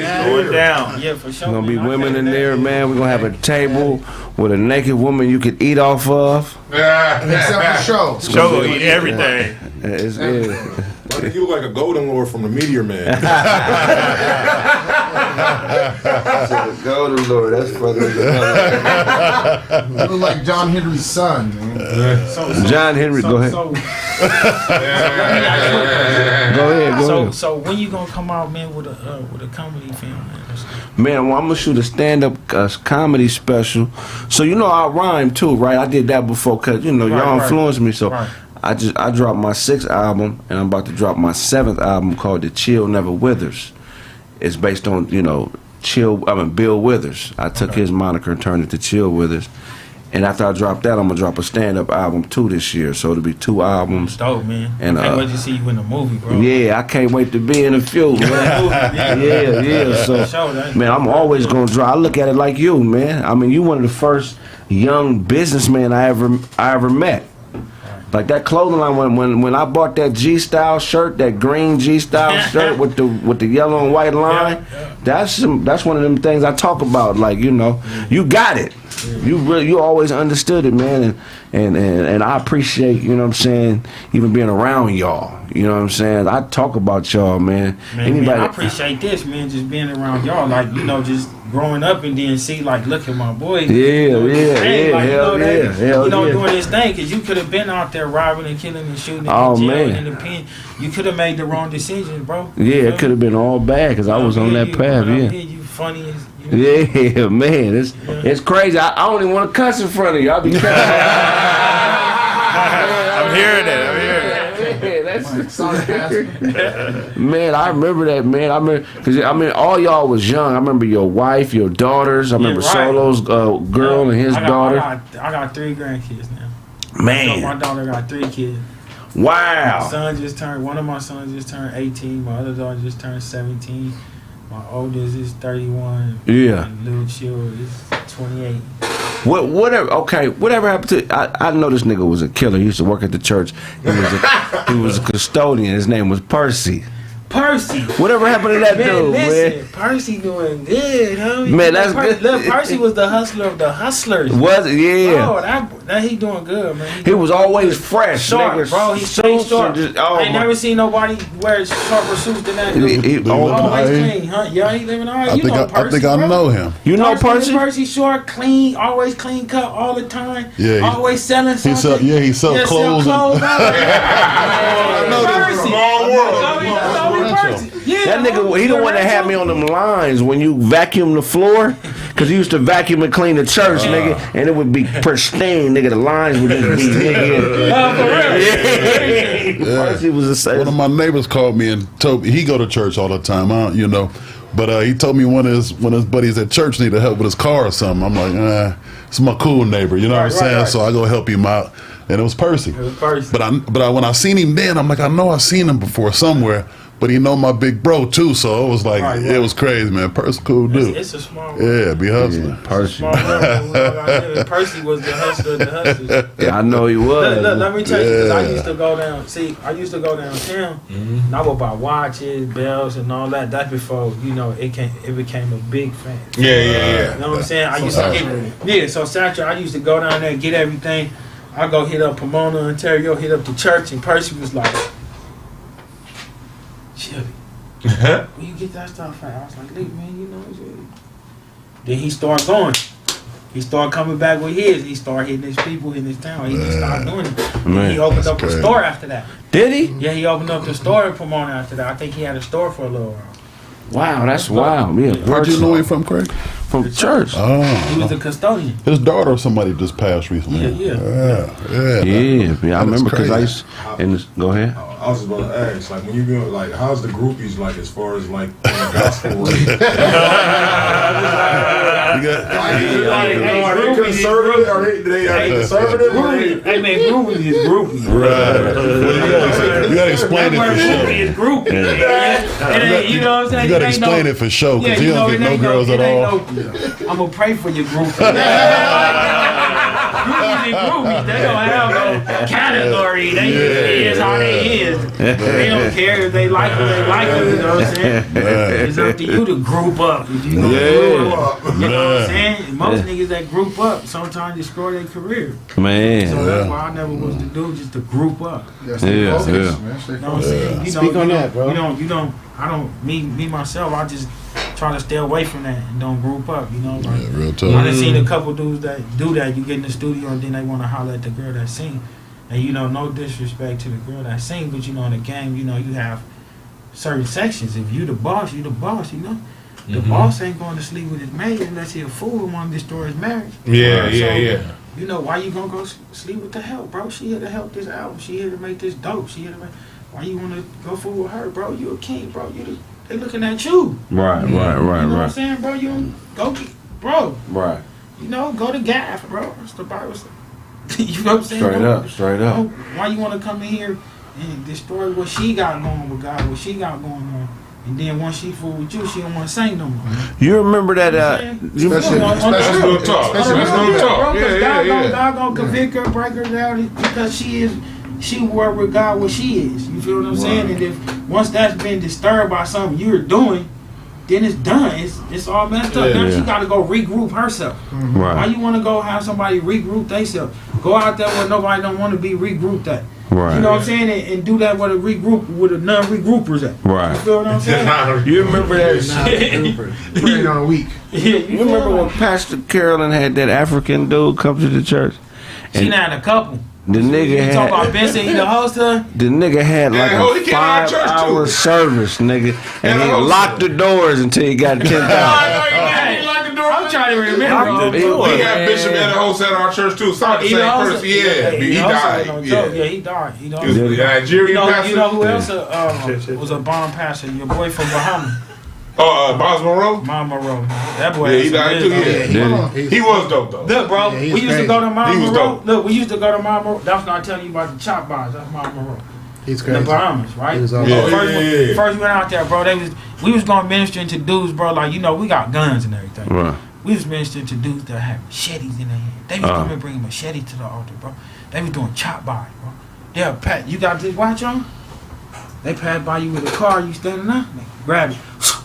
Oh. Whoa! Take your whole hand with you, bro. Yeah, That's They was doing crazy. chop bars, bro. No lie. We was Chop going to bars. bro. We was going to minister to the dudes that was really doing chop bars. Like these dudes would chop your body up, would chop you up. That's some And every time we went over there and ministered, it was successful.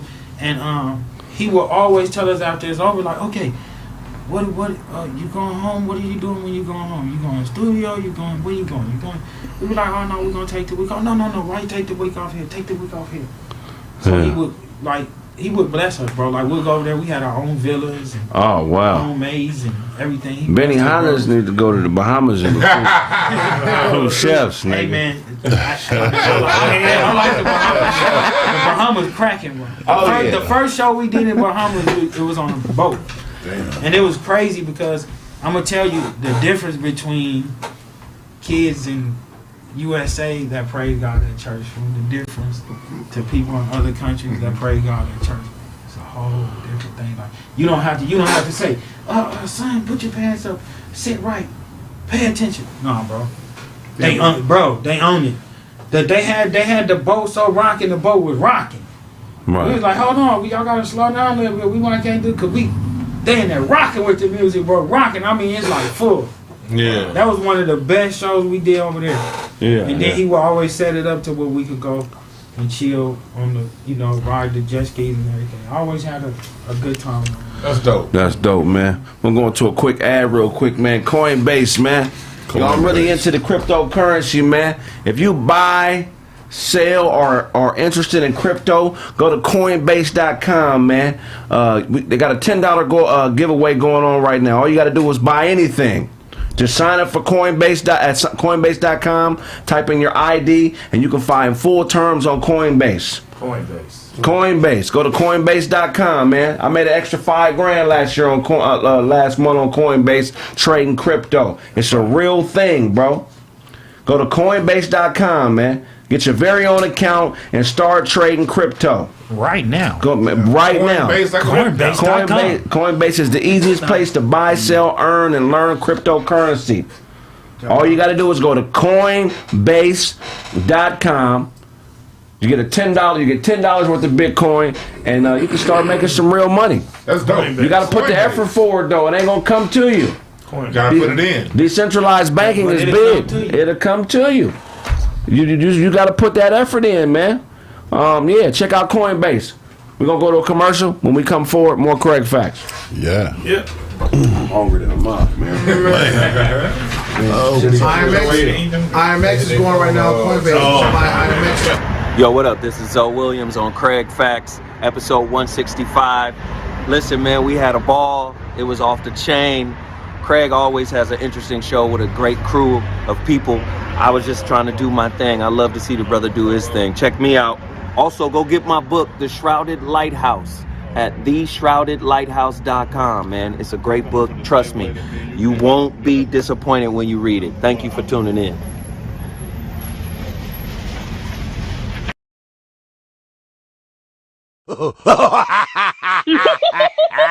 Nigga, fuck this. Nigga, turn the gun off.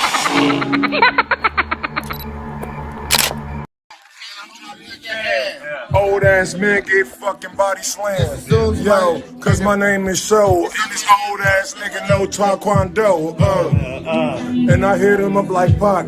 Old ass nigga put you in the fucking 4-leg lock. Yo, and I'm getting at your crew. Who the fuck you fucking with them fucked up shoes? My name is Show. Yeah, you up in the closet.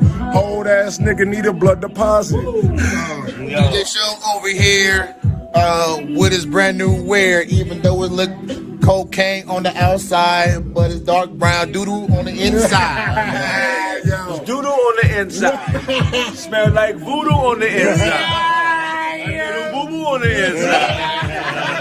Voodoo on the inside. Smell like boo boo on the inside. A little voodoo on the inside. Kind of like boo boo on the inside. Yeah. You wear that shit every day, 375 minutes. They got a motherfucking big brown stain in it on the back and down the arm. This shit look like a boo-boo farm on the inside of his sweater. Oh man, it looks like a brown love letter. Yo. Big boo-boo, Yo. chicken boo-boo. Yo. All the boo-boos. Mice boo-boo, rat boo-boo, bird boo-boo, cow boo-boo, and dog boo-boo, crow and log boo-boo. Monkey boo-boo, snake boo-boo, chihuahua boo-boo. Yo, my name is Show. When I stay on the page, I ain't about the old ass nigga. Your beard look like sage. Actually, your beard look like sage. More More so mug work, you jerk. broke ass nigga on crystal. Fucking braids look some fake ass mystical. I don't care what you dirty ass bum. Nigga ate the crumbs. It's Yo. okay, nigga, wet your tongue, cause your lips is cocaine white, like your throwback sweatsuit with the Jordans on. Not the original. Boo-boo on the inside. Boo-boo on the inside. Yeah, voodoo on the inside. Yeah, voodoo on the inside. Dirty like some doodle-doodle on the inside.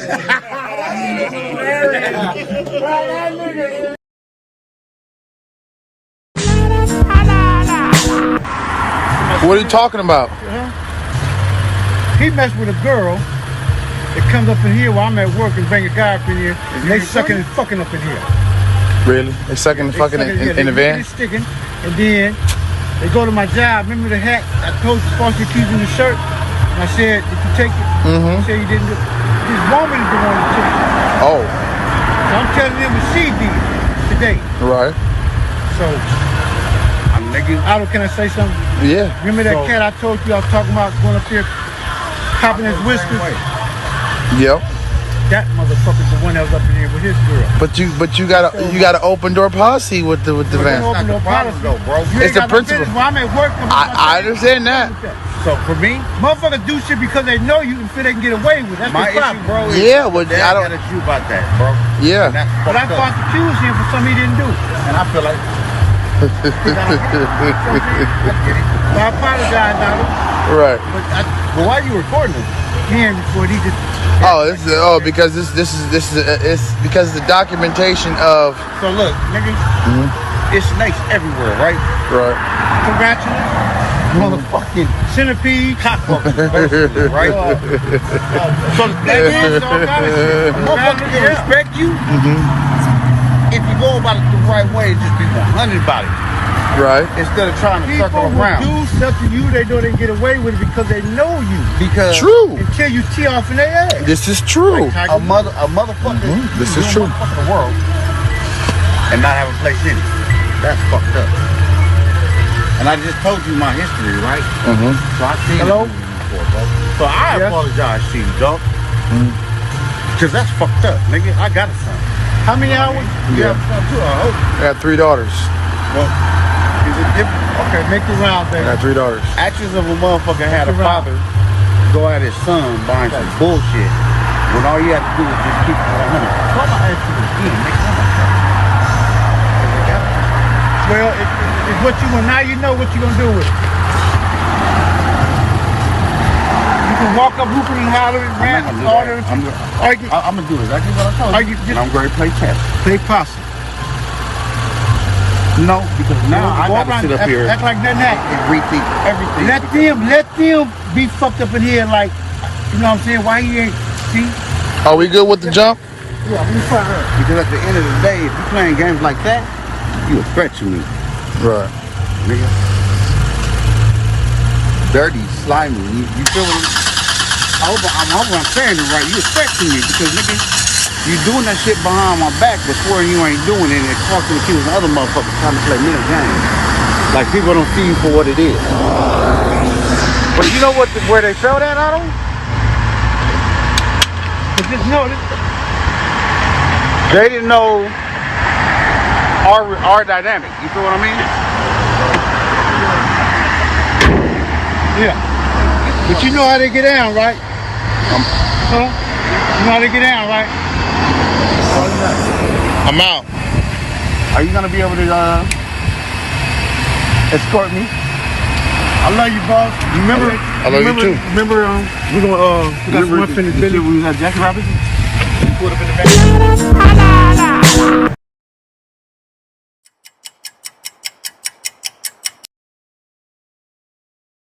What you say, God? Well, you know I know that. But why wouldn't I do what you're telling me to do now? I'm here because of you, Lord. Because of you, I walk by faith and not by sight. Well, exactly. When I was in the penitentiary, wasn't nobody... Okay. Well, what does that mean to me? Exactly, Lord. Exactly. That's why I love you, God. A personal relationship. Brother, what brings you to our beautiful church today? I've been on drugs my whole life. It's taken everything from me. I thought it was going to help me with my cardio. And I can't stop snitching. Listen, man, I got the dope. Right here. He got the dope. I see it. Lord, you've heard this man's heart, God. Bless this man and give this brother a miracle.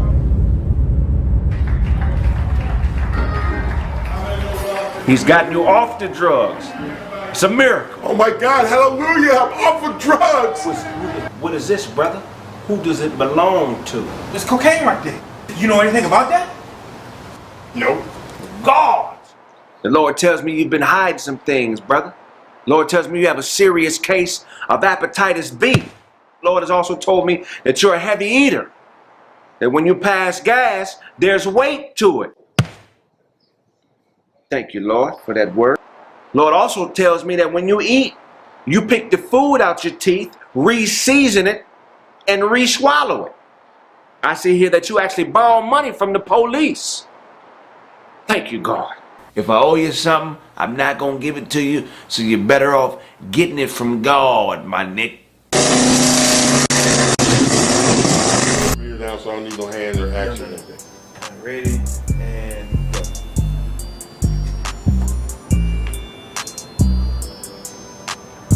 Of hepatitis B.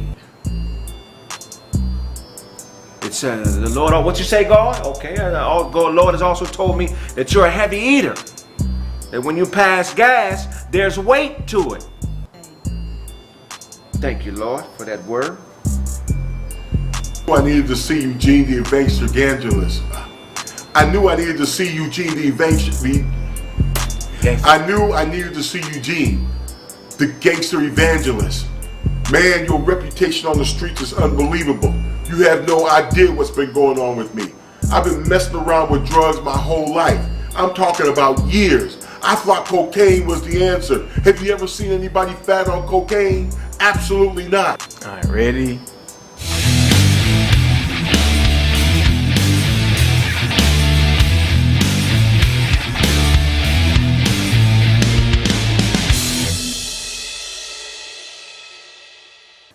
Hey, this next competitor, man, one of my partners, man, I want y'all to make some noise for Big John.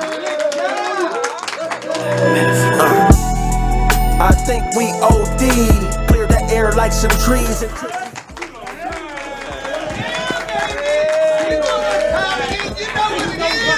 know what it is. You know what it is. Hey, what's going on, Big John? What's going on, brother? Boom. Yeah. Man, tell us what you about to do to your competitor, man. I'm about to stump a mud hole in his confidence, man. You know what I'm saying? I'm about to beat him down, man. I'm a dominologist. I do this. Hey, man. Tell the world where they can find you. Big Jah, 2 G's, BIGGJAH, all platforms, YouTube, Facebook, Twitter, Instagram, OnlyFans, all that. Yeah, nigga. Hey, man, let's roll. Let's get ready to rumble, man. Yeah, let's make it noise. Yeah. All right. Our next competitor, man. Man, this is one of my close partners, man. Got much love for him. Y'all give it up straight from Moreno Valley, Mobile, California. Y'all give it up for Lunch the General. Really not into violence. Interpretate the silence as prizes.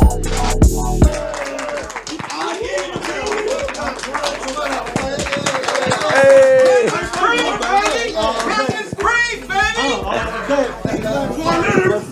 What's going on, Lunch? How you doing, man? Chillin', man. Man, tell these people what you about to do to your competitor. I'm about to hit this nigga with a rock. This big ass nigga, David and Goliath type of shit. I'm gonna rock and hit that nigga. You know what I'm saying, cuz? That's right, man. Tell the world where they can find you. Check me out, Lunch the General. That's Lunch, THA General. Spotify, Apple Music, IG, and wherever else. Pornhub too, if it's on that motherfucker. You know what I'm saying? Check me out. Let's get ready to rumble! Let's get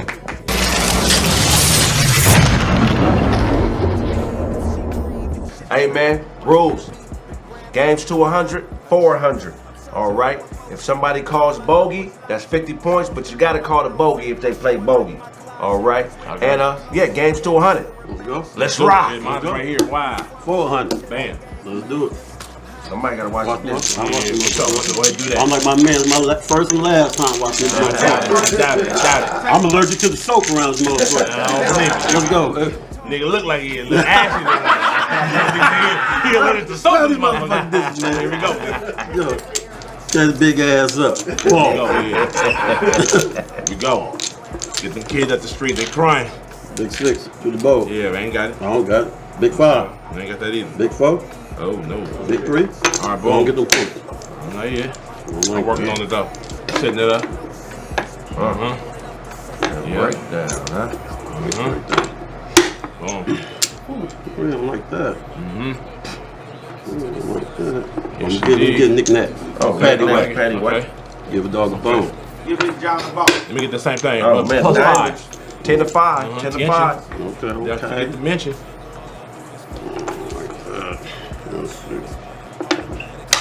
Ooh. Take it. He running away. I see it. Serious. Yeah, pretty serious, though. Serious. You got no 5, huh? I see you run away. I'm gonna put it like that. I'm gonna do it like that. Treachery. Go ahead and do it like that. Okay, I'm gonna go ahead and jump on this. Yeah, I'm just gonna get it like that. It's all right. We're gonna get it like that. Boom. Oh. That way. Oh, Like wow. the Yeah, bring it back there. Lay them down like that. Okay. Lay them down like that. Yes, sir. Look at that. Ain't nothing quick, bro. Setting it up. The thing? Oh my God. Domino. You got 10. Oh, my bad. Oh, Strong, nigga. I'm strong. Yeah. 10 more. What's that, Doug? 30 to 10. Oh, okay. Ja got 10, Lunch got 30. For right now. It's lunch. Right now, it's all good. It's lunch. Let's eat. Let's eat then, It's lunch. Let's eat.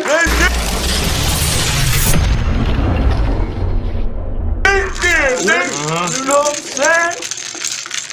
Yeah. I like when you just I'll give you the first one. What my man say? Make sure they hot. Make sure they not so hot. Something like that. Yup. Plastic pans and all that shit. Yep. The tree they crying. Y'all believe my hand in at home and shit.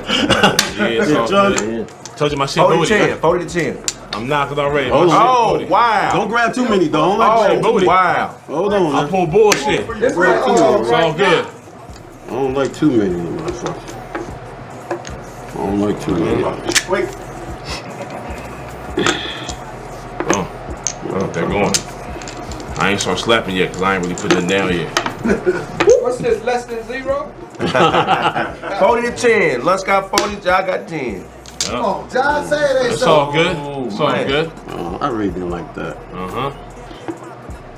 Chinchon? Oh, we out the house. I told you my hand booty, my nigga. 50 to 10. My shit trash right now. Oh. That way. I'm like, what he's saying though, really? Something like that. Let me get an opening. Let me get an opening, my nigga. Side of the house.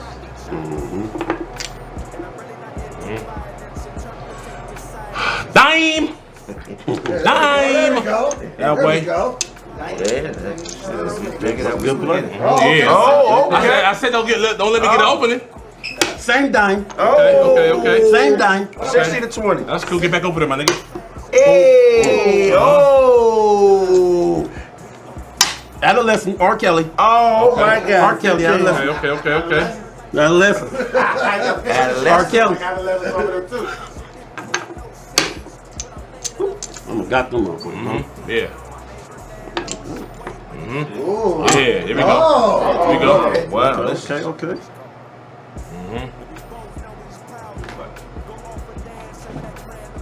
Yeah, thank you. Thank you, buddy. R. Kelly. Bump and grind. He need 10 to go. It's 90 to 20. Go. Man, he is king.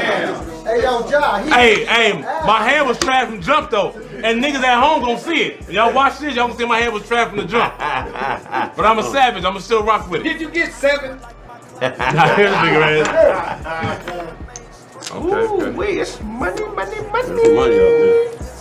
Definitely some money out It's there. a biblical. Hey, I'm still over here. I'm still bullshitting. There's some money out there. This is a personal aspect. Arsenal. What you doing? Do I need to go, Greg? This is a biblical. Do I need to go? It is Sunday. David and Glenn. Let's call it. What scoreboard? 90 to 20. Oh, yeah. He is kicking your ass to the max. Hey, fuck all that, nigga. Hey, don't worry about that shit, man. Let's go, man. Let's go. It's all good. Let's go, baby. Get him up out of here. Oh, that's my ass nigga. Okay. I had to download, man.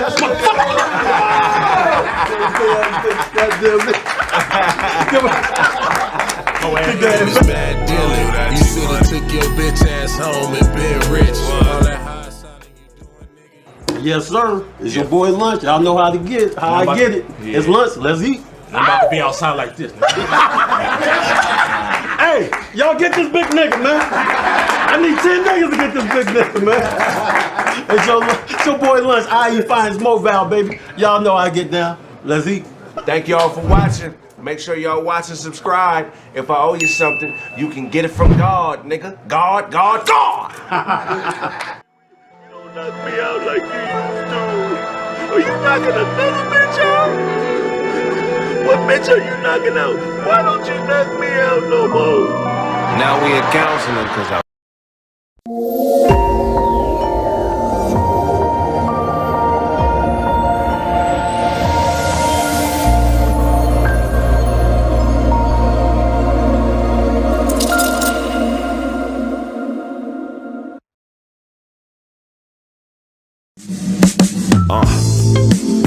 fill that void and build a spaceship.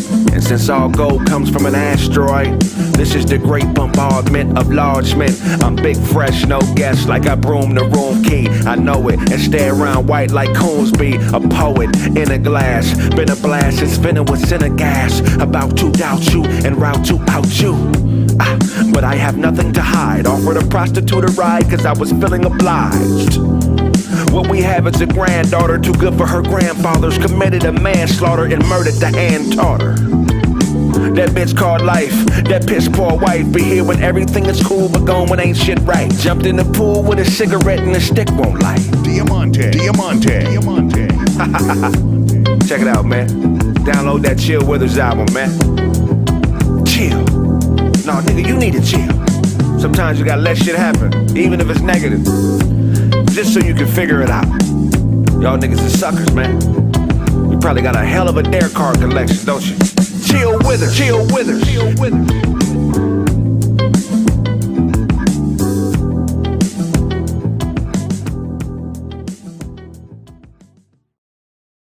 Probably in. This is one-on-one with D-Bangs and Kraig. Really just eating food. So, how was it, and would you make this at home? It was good, man. Especially that part I can taste when I do that. That part is really good. Okay. Yeah, I make it as simple. I felt it was good, man. Great job, bro. Thank you, man. It's good shit.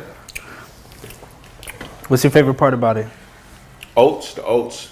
The oats, yeah, adds texture, is crunchy. Get stuck in your teeth a little bit, pull it out, a little bit of extra mini game in the food. The hybridization of all the different things, the banana, the bread, all that shit works together. It's great. Oh my God. I'm glad to hear it, man. Yeah, thank you I've been working on this meal for mad long, and I'm glad to see it finally coming together, and I get to share it with my people. Yeah. Would you recommend this meal to my fans?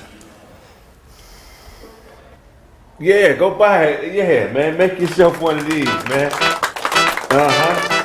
You heard it right here, man. Kraig is co-signing the meal. Right.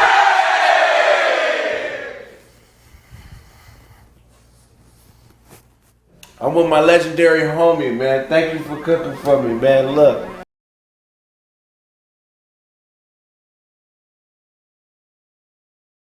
Thanks for having me on. Glad, man, promote this album and shit, All right, so what's your name? What y'all here for? I'm Eugene, the Gangster Evangelist. You know what I'm saying? With me is the homie Boo. Boo Capone, Eugene, that's my partner.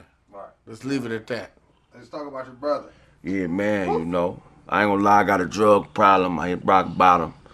I'm smoking Sherm and take the pain away, homie.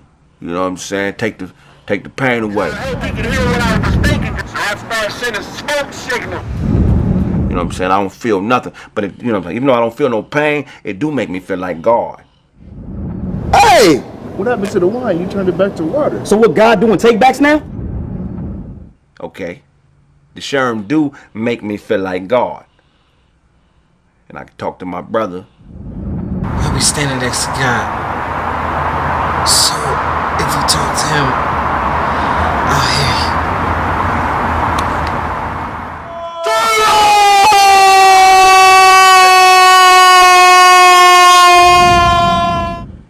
When he died, my brother told me when he died, he didn't expect to die. He told me, I didn't expect to get popped in a pop locking competition, but if you need to talk to me, I'll be standing next to God. All you gotta do is talk to God, and I'll be able to hear you. So I'll be talking to my brother all the time. Anything you want me to do, Lord, slap, kill, shoot, stab, all that. What you say, God? Well, I know that. You good up there, Turbo? Turbo! Turbo! I've been on Sherm ever since. Sounds tragic. Well, And he was popping. Turbo, man. Turbo! Turbo!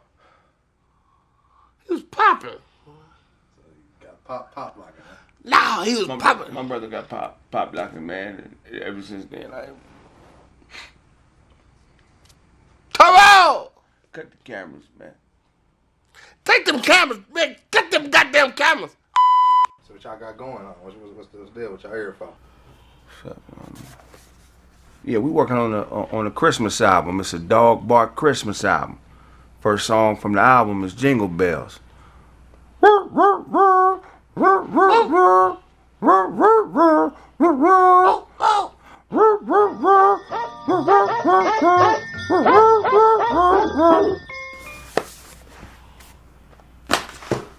Different. Y'all like it? Okay. Second single is a Silent Night. We barking Silent Night too.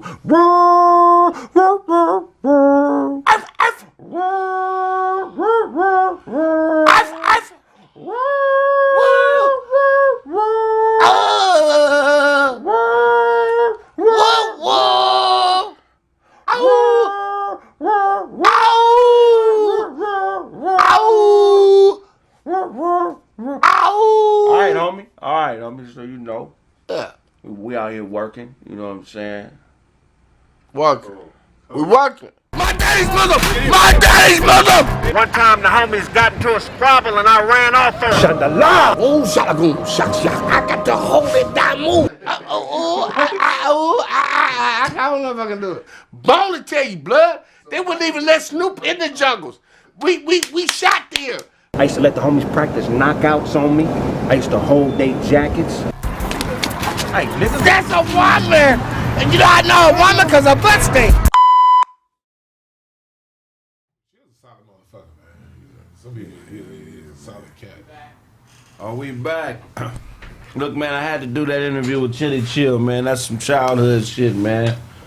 So I appreciate y'all watching, man. Support what he got going on. Man, we back in this bitch, man. It's crazy, man. You dress like you just came from the Ukraine. That's funny. You need a crane to get out of bed.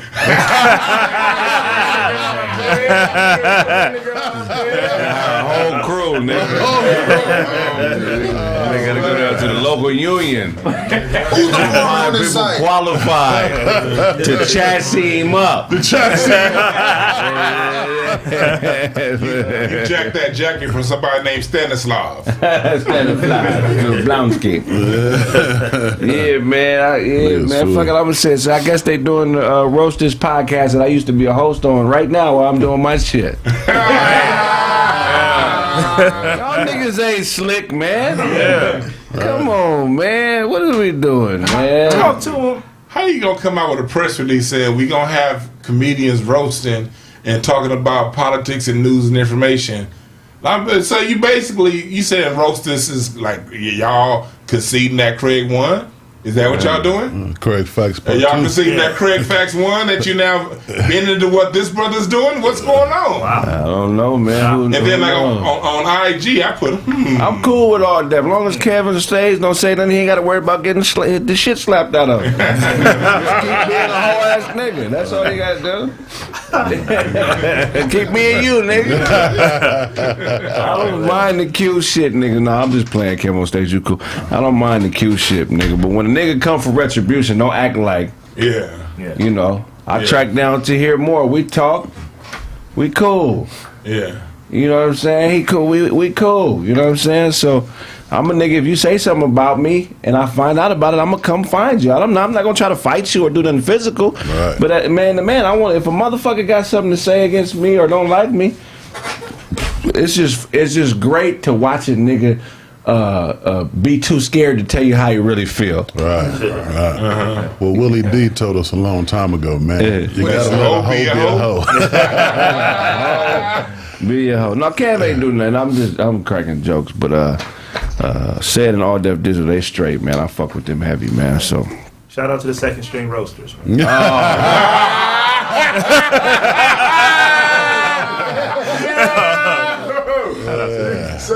Second string. You ever be around a motherfucker that don't fuck with you like that? Yeah. And you know they don't fuck with you? And they try to act like they fuck with you? Wow. Yeah. That's one of the most funny, you know what I mean? When the last time you been around a motherfucker that don't really fuck with you, but they act like they fuck with you? I can't say around, but you know, did you run across people in passing? And I remember running across a certain person. I'm not gonna mention any names. But running across a certain person, they always, you know, when we first started comedy, we was hella cool. Used to carpool and shit and everything. And then when I see the motherfucker out in Murray Park or wherever it's at, hey yo man, I'm gonna get you down here, man. You wanna do dad jokes? You wanna do whoop de whap, whoop de whap? I be like, yeah, for sure. Let me know.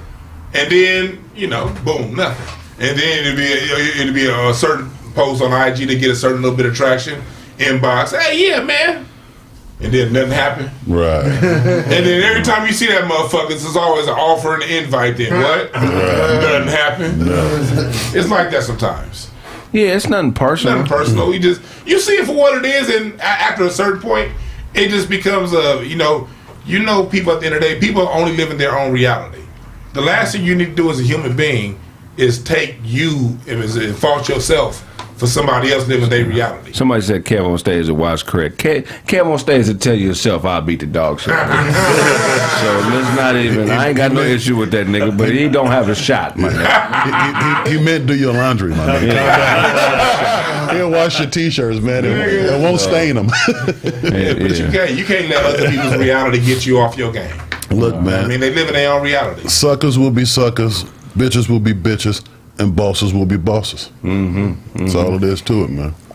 The thing the niggas that get zero love from me are niggas who try to stop other black men from eating. Yeah. Wow. If you try to stop somebody from eating or purposely say something to stop an opportunity for somebody because they don't see things the way you see them, you're a bitch. Yeah. And if you take it a step further and try to be cool with the nigga that you're hating on, when the nigga find out, I hope he dog walk you. I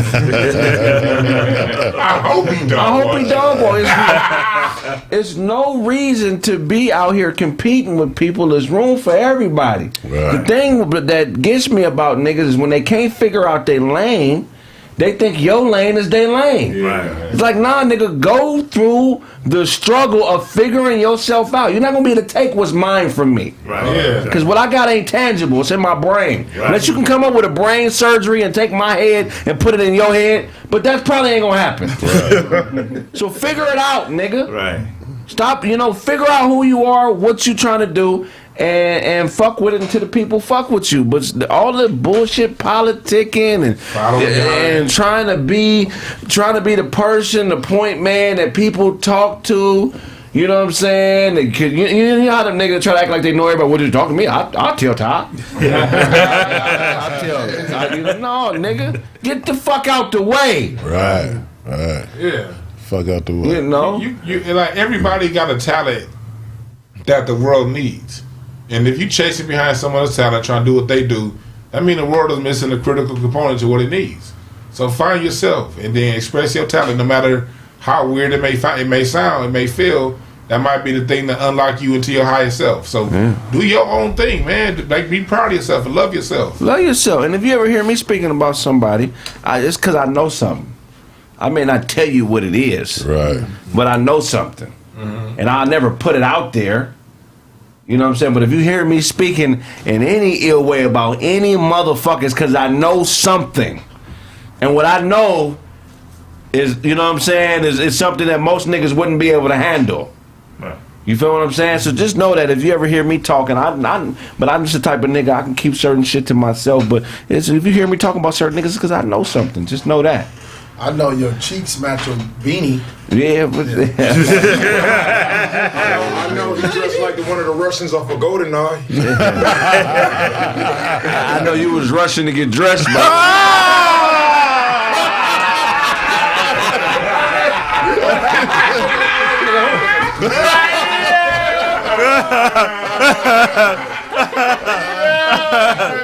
Scouters is crazy. Wow.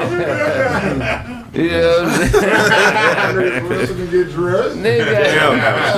I know something, nigga. When you know something, it's a different confidence. Cause you can't tell me. You know how you realize a motherfucker has been telling you anything for a minute. Right. I mean, you got a kind of feeling that okay, this motherfucker just talking. Right. But when you get the confirmation, it's like this motherfucker. I could just, Man. nigga, I could take your tap dance shoes off right now. Right now. I know something, you all ass nigga. Make a line right in your face, man. Yeah. And hey, look, man, everybody lie. But you can lie with body language. Yeah. That easy. Niggas act like lying is just verbal. If you tell me something and your actions don't match it, you're lying. Hey, I'm like, look, fuck all this shit. I'm laughing. Fuck all this. This nigga Kraig, in the pain times, somebody be bullshitting him right in front. This nigga just start laughing. Yeah, I mean, I've seen that it be a certain company they be talking that shit. This nigga Kraig just be like, I'm about to have to fight because this nigga can't stop laughing. I'm like, we have to fight, nigga. This nigga laughing in this nigga's face. Right in nigga's face, huh? I ain't trying to be disrespectful. That shit be, hey, Kraig, that shit be funny as hell, dog. I got a loving spirit. I think sometimes niggas see me and be like, I can tell this nigga whatever I want him to say. You're not special ops crap. So what that means is, What that mean? I'm a government clearance crap. Yeah, right. I'm a Navy SEAL crap. License. So I mean, I got put on a boat. Motherfucker threw me overboard and said, if you make it back to the shore, you crippin'. Niggas that hit me with niggas that hit me with some Godzilla. What's the most Godzilla lie you ever been hit with? Where you're like, this nigga must really think. Man. Can't think of that. Well, they said they was gonna put me on Roast Me. Oh. So that was pretty Godzilla. That didn't happen. That nigga stupid as Who said they was gonna put you on there? Patrick. He said, I'm Craig's brother. You know what I'm saying? He didn't say he was my brother. You said I was your brother. When I came down there that first, and he's like, oh yeah, I seen him again. Like, oh yeah, Craig's brother. Send me the email. I got you. You'll be on. Cool. They started laughing as soon as Kraig told that lie. Patrick cool, man. Shout out to Patrick. Yeah, Patrick cool. Yeah. I've been here with some Godzilla lies, man. Man, Godzilla lies. Nigga, I'm talking about... My dad told me he was going to the gas station. Nigga, 20 years ago. Silly, that nigga, he came back, my nigga. I'm like, what the fuck, bro? Like, months later? No, not months, but like, you know what I'm saying? Years? No, not years, my nigga, but... You cried, though. Yeah, it wasn't 20 minutes. I was a fucking kid, bro. You know them little lies, nigga? You be like, all right, the gas station don't take this fucking long. You know what I'm saying? Is this some real shit? Standing out the door like... The owner...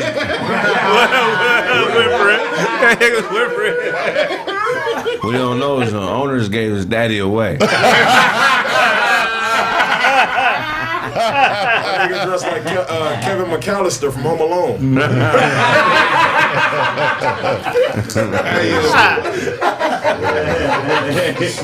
That's true. Like that is true. Like, one of the times Kraig laughed. I got told by the same person that told me he was a Navy SEAL that he was also a sniper in a different conversation. And I'm like, do you remember you told me you was a Navy SEAL 2 weeks ago? And now you was a sniper. Right. That was like a nigga saying, I'm the quarterback and the receiver. Nigga, you didn't just tell me you throw the ball? Now you catching too? Godzilla. I remember a nigga try to play hate me with some bras. And tell me the story, with man. Right? I said, I want to hear this. This is the closest I get to some bitches, man. Tell me more. Tell me more. You know what I'm saying? Nigga telling me the story. Yeah, I told her this, and then she said that. I'm just sitting there because I'm like, bro, it's right there. It was on speakerphone. Right. So speakerphone, my nigga. You gonna lie to me, man? But you just kick back and let a motherfucker tell you whatever they gonna tell you. You know what I'm saying? Godzilla, man. Man, I had a broad try to do that shit too.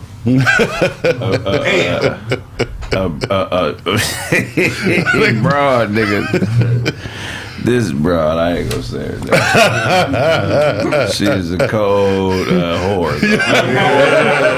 What she say? Blazing fuck me. He just came over and played cards. I know that nigga. That was crazy. I know that nigga. He ain't come play. You know, bitches that ain't shit always try to twist it like motherfuckers care about them that don't give a fuck about them. Oh my god. Bitch, if I ain't fucked you in 2-3 years, you might as well be dead, bitch. I don't give a fuck about you. Eat poison and die, bitch. Nigga, 2-3 years, you a good nigga. 2-3 months. If I ain't seen that pussy in 2-3 months, die, bitch. It ain't mine. You think I give a fuck about anything you're doing? I think with the chicks, sometimes certain chicks have trouble distinguishing that there are men who can separate business from their pussy. So sometimes chicks who you used to fuck think they have power. They think that the pussy is more powerful than it really is. So if you try to do business with a chick you used to fuck, sometimes lines get blurred and they take liberties. And sometimes they fuck themselves out of good opportunities because they think their pussy is more powerful than it actually is. That's called drawback pussy. I can fuck you and then no longer want to fuck you and just try to be your friend. Right. I don't need. You understand what I'm saying? Like I don't have to. Yeah. You know what I mean? Right. So this bitch lied to herself, and I knew she was lying to herself. Fumble. Oh shit. Motherfucker. I knew it was coming. Yeah, man. He said, Don't worry, Kraig Facts. No, the bitch lying, huh? Here. Just hold on tight. We'll be right back. Watch your nose, nigga. Yeah, wash my nose. Your nose knocking over everything on the Tuck it in, man. What you got for us, Todd? Oh man, what I got for y'all today, man. Sports, man. Sports is funny sometimes, man. Yeah, it is. Coach K, man, one of the most decorated college coaches of all time, played his final game in front of Duke. He played? I mean, he coached. That would have been fire. That's how you go out. Them glasses ain't shit. Nah, ain't shit. I need some futuristic joints like you got. The LeVar Burtons, but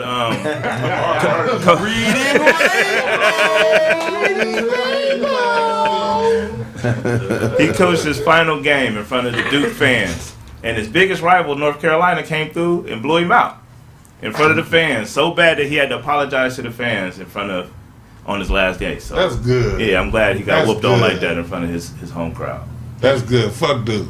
Yeah. So shout out to North Carolina for getting that. I know my wife watching. I'm not, that's where she graduated from. But fuck Duke, goddammit. Yeah. She used to talk about going to Duke, how terrible that goddamn school was. Really? Yeah, she hated that school. She's really smart. That's a hard school to get into. Yeah, she hated that school. But she still, for some reason, like that sorry ass team. But Krzyzewski, that motherfucker ran Duke. Krzyzewski's like Duke guy.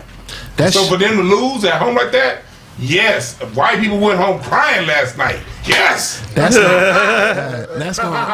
gonna hurt him for a while. That's gonna burn because that's his rival too, right? His rival's the last game ever, and you get blown out by your rival. Yes. Take that, nigga. Go home, Coach K. Yeah. You know what I mean? That's fucked up, bro. That's gonna burn.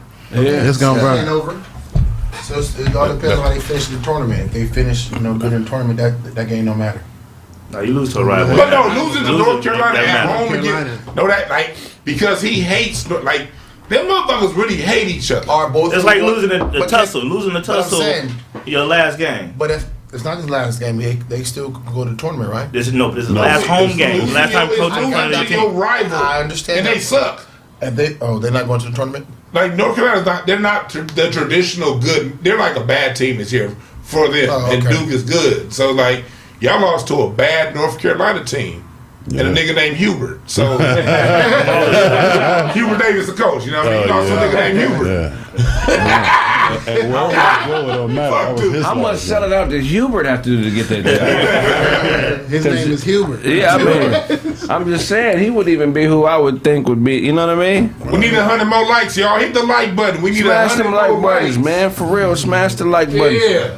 But Coach Krzyzewski had a great career, man. Yeah, he did. One of the best recruiters of all time. Yeah. You got to give him props. Shout out to Coach K. Yeah, shouts out to him. He didn't recruit me, so he didn't really know what he was doing in that.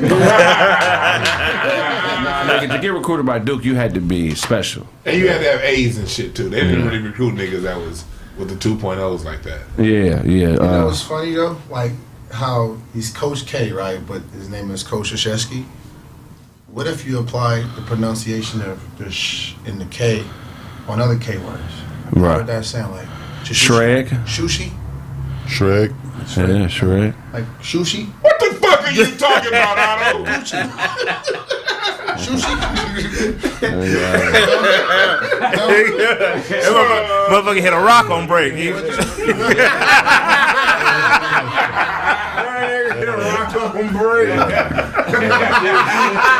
That nigga. That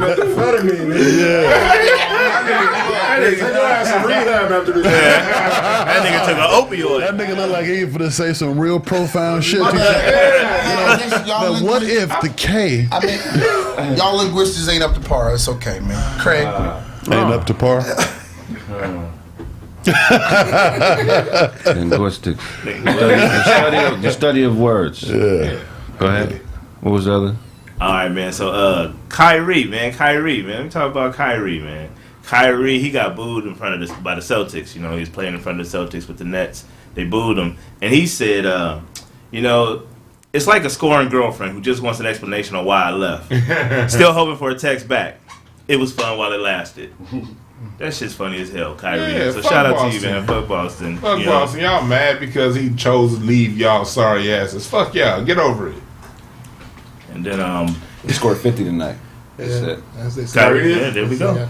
Shout out to Kyrie. I mean, he played half a season. He should score 50 every game, right? He only played home games or away games. They play half a season. He should have the energy to be balling out. Yeah.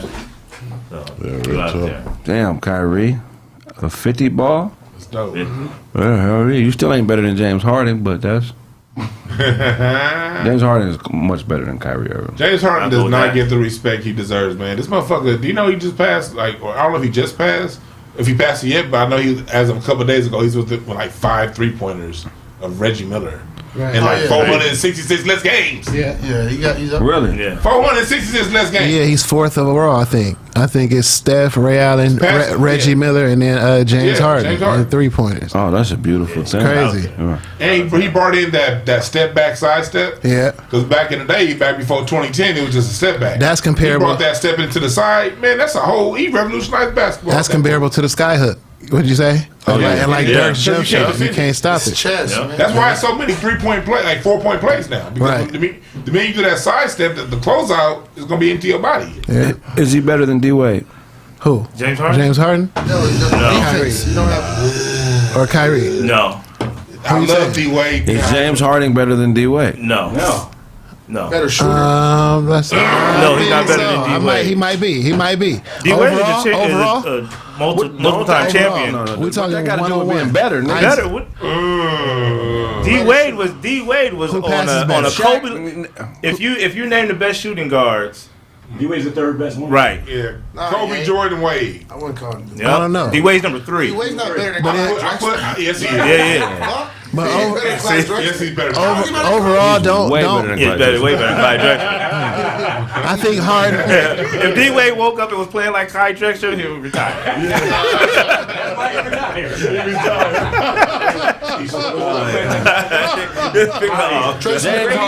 I think Harden can pass better and rebound better than D-Wade could. Dribble better, shoot better, he's a better scorer. He's better offensively. I think he's better than D-Wade. Better passer. You got to remember, Defensively, LeBron came to D-Wade's team. Therefore, that balance design makes him better.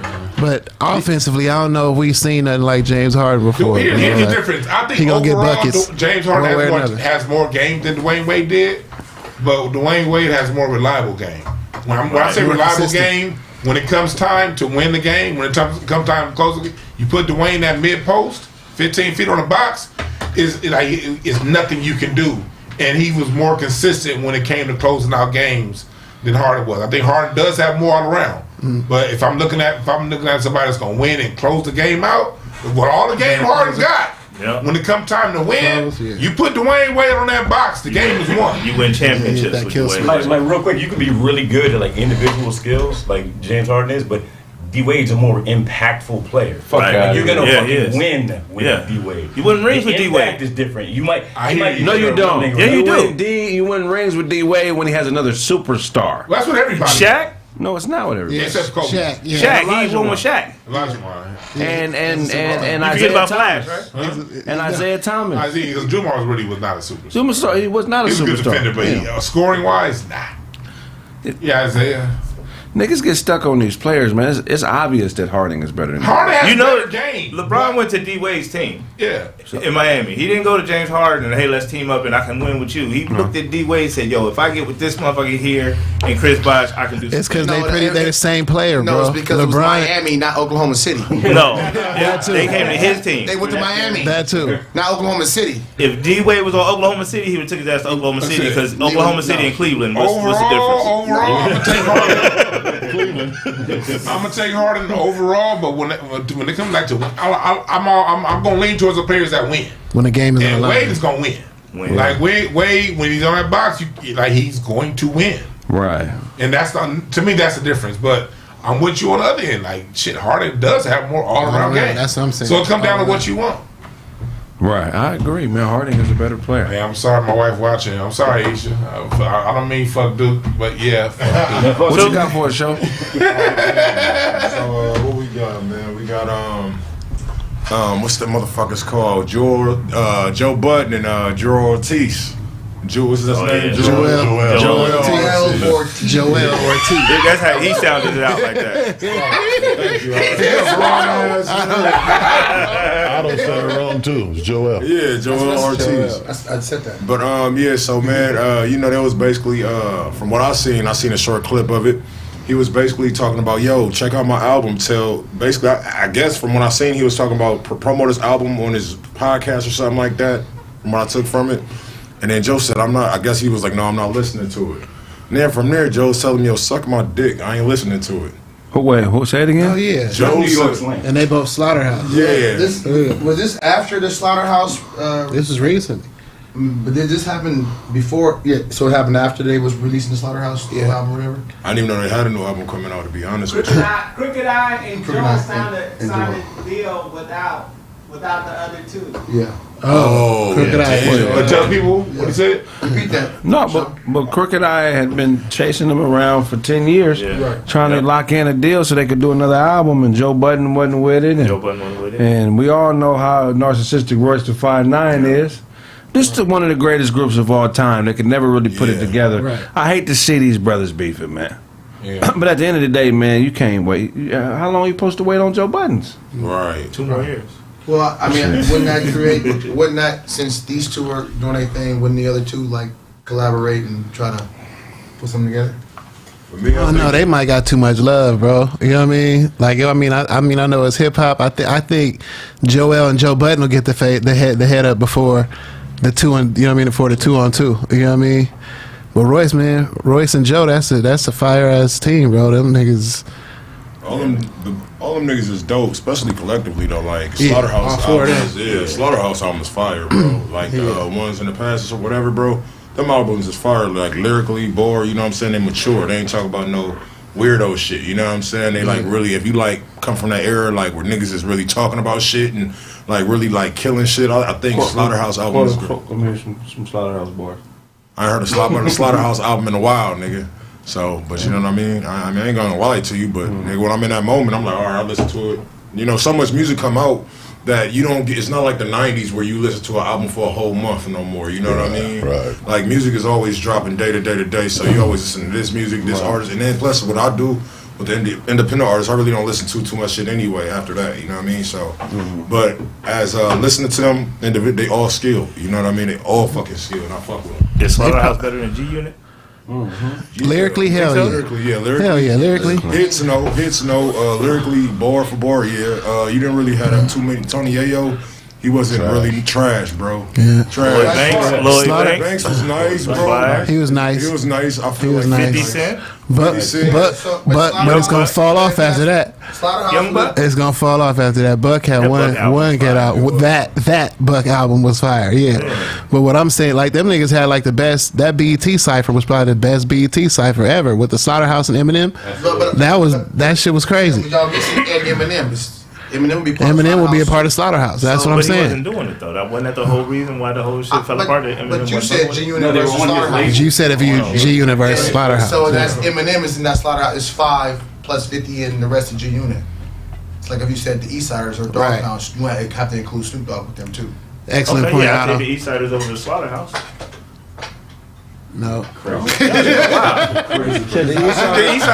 Eastsiders over Slaughterhouse. I'm taking the Eastsiders over Slaughterhouse. Yeah, I'm taking the Eastsiders over Slaughterhouse. I think I'm gonna have to roll with you on that one, bro. I'm taking Eastsiders. Yeah, the Eastsiders is Snoop? fire, yeah. Lyric. You know he's part of that. The Eastsiders got better music than Slaughterhouse. Yeah, they do. Yeah. I agree with that. Yeah. So yeah, I agree. I agree all day. But they're not better lyrically. But it's a whole different type of rhyming. Right. Definitely. Yeah. You know, Depends on what you want to do. ain't none of them niggas gonna run up on Trey D. I tell you.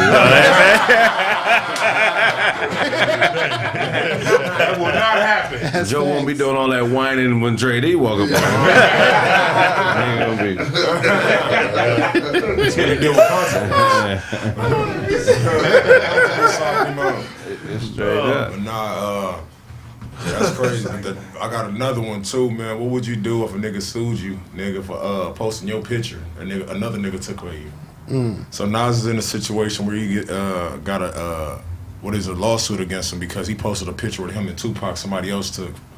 He said that the picture was basically lost its value or some shit like that. You know what I mean? Like I think that's a hoe ass move to nigga. How you gonna take a picture of another grown ass man and sue him because he dropped the picture on social media? That shit fucking. So what y'all think about that shit? So somebody is suing Nas? Suing Nas. For what is because Nas posted the picture on Instagram or something? Yeah, posted a picture that he took. I guess he owned. With him and Pac or something. Yeah, him and It's a Pac. picture of him and Pac that a photographer took, and the photographer is suing Nas. Yes. For posting the picture. Did the photographer like own the picture and like copyrighted and all that shit? Possibly. So if they did all that, then that's just business. That's business. Damn, that's Pay that close. man. I mean, I love Nas's raps and rhymes and everything, but business is business. How'd he get the picture? From like his IG or something? They didn't say how you got the picture, but yeah.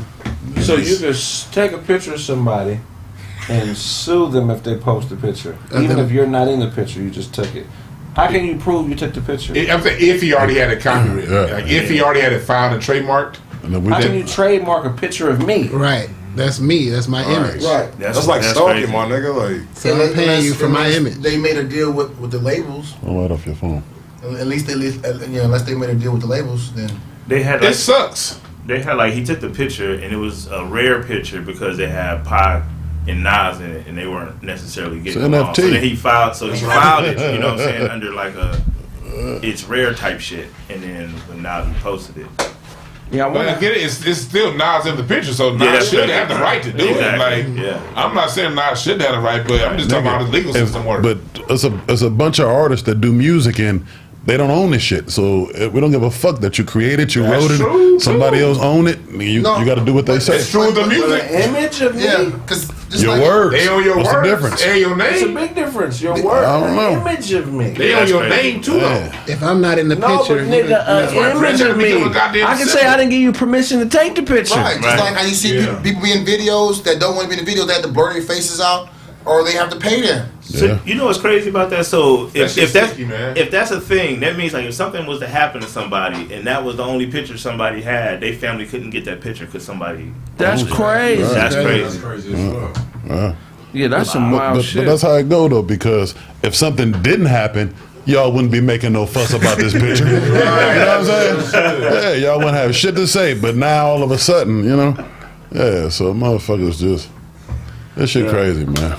It's some wild shit, bro. Man, That's wild times. But that's one of them conniving ass niggas. I've been around a nigga like that. Well, no, nigga that think he's smarter than what he really is. Oh yeah. You know the type of nigga. You know what I'm talking about? Like you just you're overly a businessman.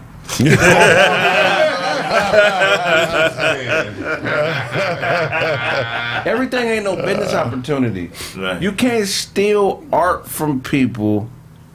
You can if you're like a label, but like a regular everyday money. Like it's a nigga out here right now that's checking if your Autobot shit is trademarked, and if it's not, he gonna buy it. Yeah.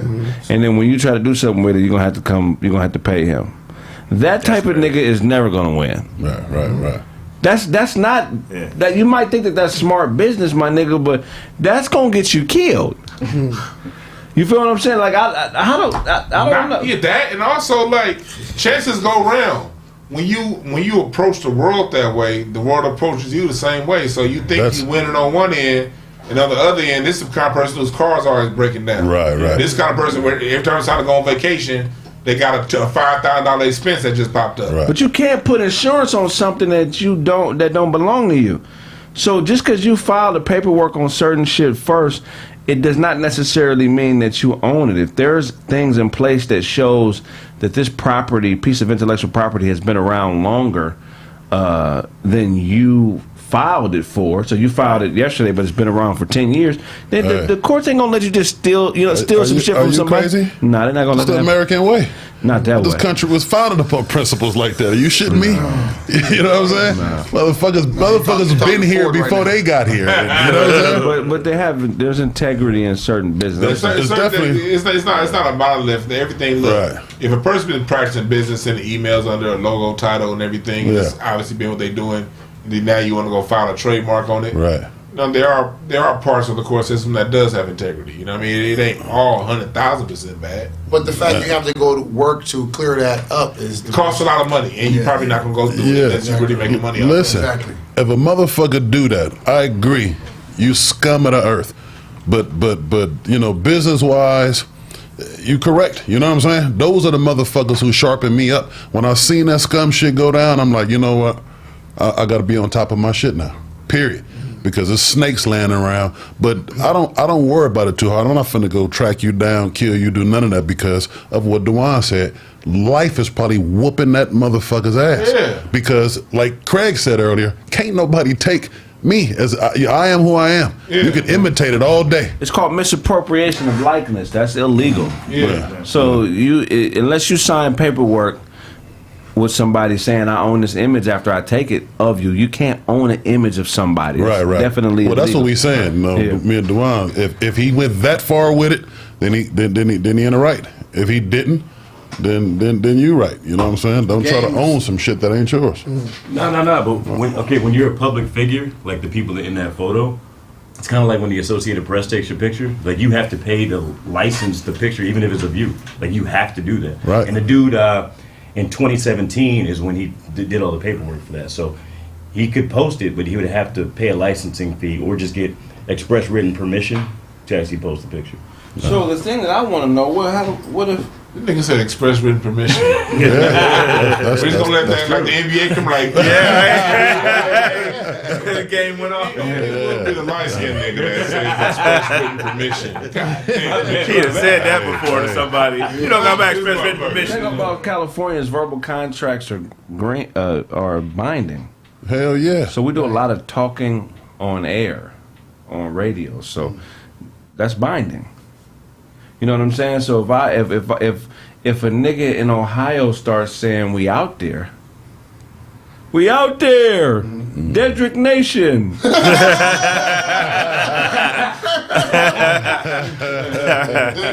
And then you got millions of witnesses. You know, I think you got action in court. You know what I mean? But maybe you don't. I don't know. You don't. Maybe you don't. You fucked. They was like, or if it was in other countries, like what you creating in the United States don't really apply to what's happening in Australia. You got to go re-register everything that you establish here there too. So they can create the exact same thing. You could be building valid at the same time. Yeah. When shit makes sense that you say, I'll be happy.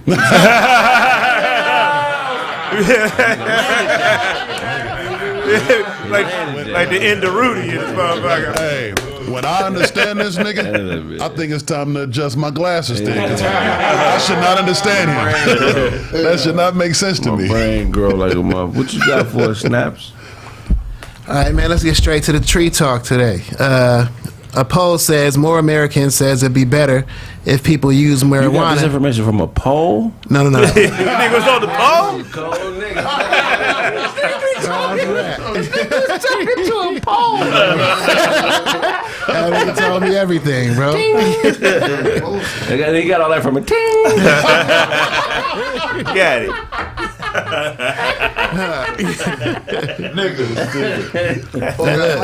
Now the poll says more Americans say it'd be better if people switch to marijuana instead of alcohol. They said pretty much marijuana has no record of overdose, and it came from because different states such as Massachusetts said since they legalized marijuana. Massachusetts.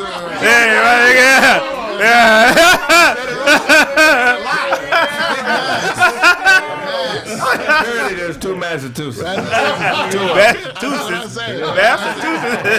That boy off that tree talk. That shit like a saber-tooth Two Bostons is two everything. Yeah, but they say since they legalized marijuana, Who legalized marijuana? more. What's the name of that spot again? They said more revenue has been. They created more revenue from marijuana than alcohol. The taxes beat out the alcohol for the first time, and drunk driving accidents in Idaho decreased since they legalized marijuana. Fuck what they talking about. Niggas say you can't get no accident off marijuana. They lying. Huh. No, they said it. They said it, but no, they said it decreased. It decreased. One time I was so high driving, nigga, that I'm in my car. I'm on the freeway in my car, and I start ducking shit outside.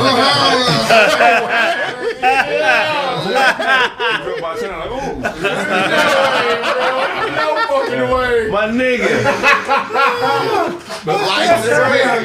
You also get high off that one little ass can. That's funny. Oh my god. Low tolerance. I want to meet your drug dealer, nigga. This gets high off two edibles.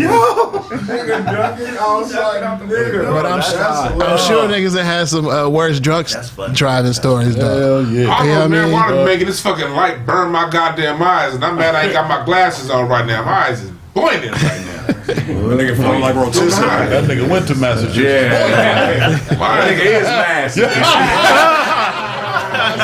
a Massachusetts.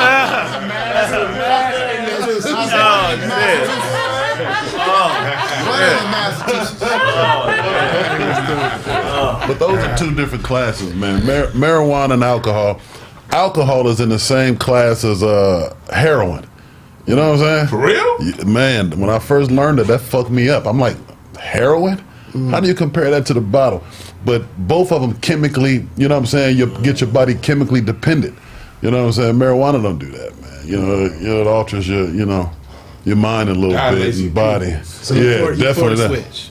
I mean, it's, do what you do. I think you shouldn't do nothing if you can help it. But if you had to pick one or the other, I definitely smoke. You can stop that cold turkey on your own if you need. Alcohol, it doesn't work like that. Your body.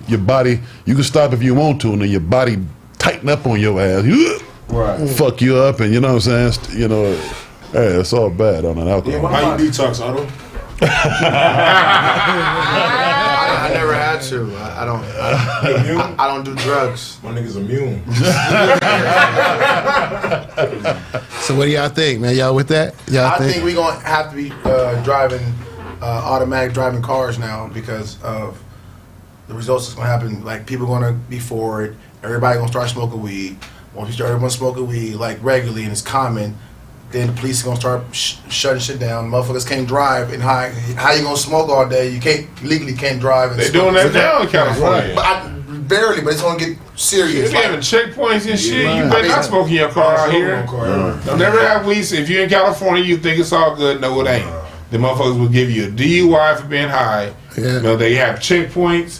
Don't be hotboxing in the car earlier in the day to get out driving. Smoke outside your car. Get some eye drops. Change your shirt so you ain't smelling like that shit. I think you can beat that. Huh? I think I can beat that. Yeah, you can beat it, but who wants to deal with spend all that money to beat it? Yeah. Or even just deal with it to begin with. I think it's easier to beat that. Alcohol, they'll test you right on the spot. You drunk, motherfucker. We're done here. Yeah. Weed, I'm the designated driver for Otto and his homies. They get high as a motherfucker. I just drop them low high motherfuckers off, and that's it. That's why my car smell like this now. If I swerve, I agree, but after you go to court, after you go to court 6 times, after you go to court 6 times to say that, all I'm saying is to avoid going to court 6 times to prove yourself that you legal. Don't do certain shit in California, man. Right, and that's the other thing I want to say. If you do, make sure you know the law, man, because I think they added laws because of it. They got me for smoking in the park. You know what I mean? They do. They pulled me up. They said, "Don't smoke in the park. Don't smoke in the car. Don't smoke." But it's legal. So I asked Colorado increased prison sentences over weed after they legalized this shit. That's crazy. I went to court. He threw it out. He was like, "Man, don't smoke in parks. Get out of here." I was like, "Oh, okay." Well, yeah. So be careful with that, bro. Because I asked him, "How you gonna legalize it and we can't smoke it?" It could be a felony if you're under 21 in California. Smoking weed could be a felony. Back to my point was people gonna be driving electric cars. Motherfucker, if weed make people do that, alcohol been around forever. We ain't been needing no electric car. I mean, killing motherfuckers. Not electric, automatic driving. Y'all down with them cars? Automatic cars, you'll get one? Of course I would. I'm saying, like, he said all this, everything laws. Gas is $7 a gallon. But you get in a car that will drive you automatically? No. Without you being able to control it? You ever been on an airplane? You still can. You don't know what Them motherfuckers be on autopilot, nigga. Them pilots be up there asleep. Yeah. It ain't that I believe you. But my car drive itself. I let that shit roll. I'm They be turning in the lanes and all that shit. Take it to Smack. Yeah, I'm not doing it, bro. Because you can hack it. That's I saw this lady next to me. She put her computer out, and her Tesla backed out her garage. The door opened. She got in the car and drove off. She opened it up from a little computer. Right. I think that shit could be hacked. You know what I mean? I don't want somebody else got the laptop on your ass. Can you imagine being in a Uber? Nigga take him on a high speed chase. Exactly. You done went through all the lights, you know what I'm saying? Police chasing your ass down the freeway. Like they pay a lot of money to suppress them stories. Them houses be getting tapped and act like a motherfucker. So Blaze, you won't if Ford brought and made you one, you wouldn't accept it? I'll accept anything. Girl hacked your shit and right, drove your ass and drove you to church. Went to the other bitch, got in the car, and brought y'all drove you to the family reunion, nigga. Locked you inside. That's cool. They say, what, 7 years, all the cars gonna be electric? Yeah. That's some dope 2030, you know. That nigga Blaze got a car like Knight Rider. Yeah, I do. He said I do. I got that. Yeah. The real Pontiac. Blaze got 50 cars. There's 1,500.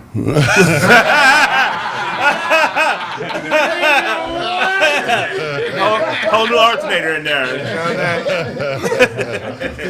That shit crank up, dude. It crank up.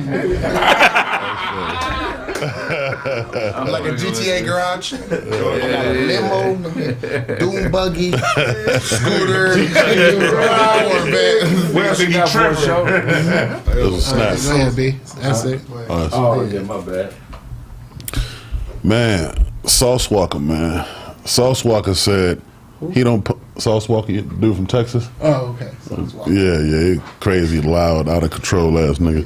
Anyway, that nigga said he don't pump his own gas, man. He make all his girls get out and pump the gas for him, right? This nigga went so far as to say that he'd make Rihanna get out and pump his gas for him. What y'all think about that, man? I don't know, pregnant. It's the duty, man. It's like you ain't proving. What are you proving? What are you proving? He can't prove nothing. You know what I'm saying? No, I'm saying, but like I be hearing cats talk like that, man. Like as a man, I don't want a woman to do no shit like that for me, nigga. Really, man? Nigga, no. I don't want no one pump my motherfucking my grandmama had me pumping her gas at your plate, but not pump your gas. No, nigga, no. I can't let nobody fix it. That nigga be out the barbecue sauce pop. Like as a man, I ain't gonna let no woman take out no trash. I ain't gonna let no woman do a lot of shit that requires lifting. I don't want no. What do you want? I want a woman around me. I'm no extra man. There's a lot of shit women do well that I ain't fucking with. You do that woman shit. I ain't doing that shit. Straight up. But you ugly, show. You ugly. I have more pussy than you have. Your face looks like a pussy. You better be lost weight, nigga. Shut up, Teddy Pendergrass. Fuck on out of here. Nigga, your shirt is like a haunted house, motherfucker. Fuck you. You ugly, nigga. You ugly. Goddamn. I'm the only ugly nigga getting You ugly. Goddamn. Nigga, you ugly nigga. Have you lost weight, bro? Your ankles look like this. What the fuck are you talking about? You saw them weak ass Crocs? You got on Crocs, nigga. You got them fly swatters, bro. Fly swatters. Hey, show. These Crocs are prettier than you. So all these niggas is fine? That's what you saying? No, I'm saying you ugly. I know. All right, so what you saying about Stop Kraig? throwing him in. No, I'm just saying. You always calling me ugly. No, I'm saying you what you think ugly. about Todd, though? I don't think I'm not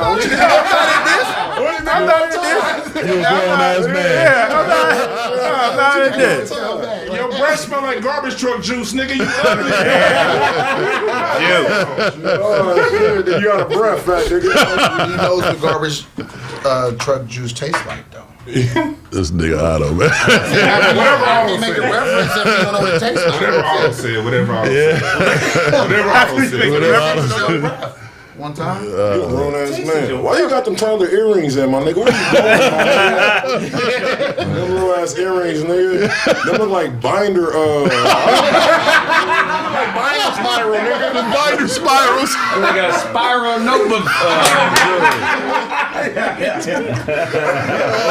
Earrings is little, man.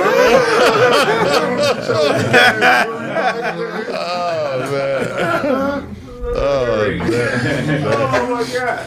I ain't wore hoops in a long time. Man. When last time you wore some hoops? Oh man, when Jodeci was out. Stay. Yeah. When they had their first album or two, man, or the Studs Only, man. Studs Only. So what was the question again? What was we was talking about a woman pumping your gas. You let a woman pump your gas? Of course I would. Of course I would. I don't get the sexism, Dewan. I don't get it. What's sexism? You don't know what she want to do and what she don't want to do. I don't want no woman that wants to pump gas. Get the fuck out of here. But it's not manly. So you would let her change her tire? If y'all had a flat, you would let her change the tire? You let her push while you was holding the it? woman I'm dealing with, some women is into that shit, bro. Yeah, some all women are. All these women out here ain't dainty, do everything. So you run out of gas, you tell him, baby, go push the car, I'm going to drive this I'm going to steer it. I'm steer it. Ain't the booty. Especially if she's thick and she got a lower bottom, she's the best person to push. So you saying she got a good foundation is of good? Of course. Pushing. Dewan, you hate white people, and these rules you following are chivalry rules. European. And they're not right about everything, Dewan. I know you think white people know everything. Europeans ain't got no damn chivalry. They invented the shit you're talking about right now. That shit came out of Morris year. White people used to hit their bitches when they over there in the club like etiquette. I'm talking about what we practice here. That comes from the Moors. They didn't have etiquette. We got it from the English. They got it from the Renaissance era. The English was the Britons. The Britons were some niggas, man. The British are white. Yeah. The Britons look like you, niggas. Read Ancient and Modern with little earrings. Read Ancient and Modern Britons, part 1 and 2. 3,000 years ago. I'm talking about the shit that we got going right now. I'm talking about 400 years ago. Where you think them crackers got it from? I know, but what I'm saying. They didn't create it. Chivalry, how we practice it here in America. They didn't have, first of all, hold on, Craig. They didn't have no goddamn gas pumps back then, nigga. But what I'm saying is the whole the gesture. Because you said something else. You didn't just say pump gas. You said take out the trash. Lift this shit. Women don't lift shit around me. That shit come from Bobby Blue Bland. Tell him. That come from my mama, nigga. That shit come from my mama and my daddy. Women don't lift shit around me. I love the notion, but I just think the idea behind it is wrong. I'm looking for women got to be a team player, man. If she got to lift something, bitch, squat and lift like me. Yeah. Oh, she definitely a team player. Because if you leave me, you get half. You know the best part about it, like this where she. This is where she's a team player. Ain't no bitch ever been to court like, well, you know what, the nigga did pump gas 20 times and took out the trash. He lifted everything. So I don't want 50. I only want 45. The exchange is when the woman is like washing dishes and doing all that paperwork bullshit. I'm playing PlayStation. Right. I don't certain shit I don't do. So she can't play PlayStation? She can play if she want to. No. But certain shit I don't do around the house. But certain shit I ain't gonna never let that woman do ever. I mean, I get it though. You want to treat your woman the right way. I'm not saying that, but I'm saying we don't want some of these women thinking out here that if a man don't do it, he's a bad man. I feel you. That's your choice on how you do it, but that's not the way that everybody should. That's different. Craig 100% right. But I want to think I'm out here to tell the dudes though. Stop asking. Don't be expecting man shit from your woman, and then run around and wonder why she treats you like a bitch sometimes. Because a lot of these dudes, you see these relationship coach niggas that be out here talking all that shit, talking about what women need to do. Women don't treat me this way. Women don't treat me that way. Because you act like a bitch. Right. Do you think more men check each other about that, or women check the men about that? I think men check each other. I think niggas trying to get your broad is gonna bring shit up like that. I think niggas really do check each other. You know, niggas that want your bitch always try to create doubt about you to the bitch. It's a strategy that may work for a couple weeks. Until the bitch realize you ain't shit. You ain't shit either. Presidents. And you right though about that. Yeah, man. And for the record, a man can't check another man. A man can only correct another man. We correct each other. We correct each other. I think men hold each other more accountable than women hold each other accountable. Because definitely, women don't have accountability or the ability to reason. Man, Kraig just went there. Kraig went there. Can I just describe it? Stray bear. A stray bear. Not even a regular one. Knock the garbage over, man. Knock the garbage over, man. I ain't fucking with that bitch no more, man. I'm just saying, man. Knocking the garbage over. Unreasonable. What you Yeah. if a chick you were done with just came to your house and just knocked the garbage over and then went and sat down? That'd be the last time.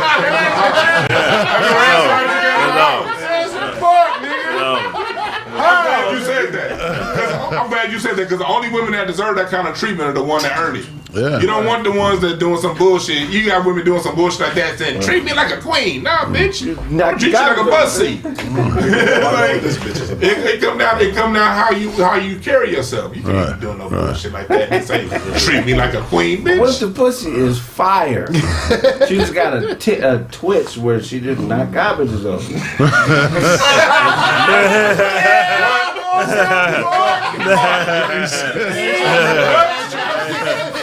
What the fuck, Kraig? What the fuck is this nigga talking about?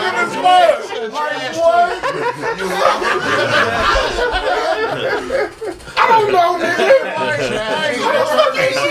You pick up the trash. I'm saying, you answer that weird ass question.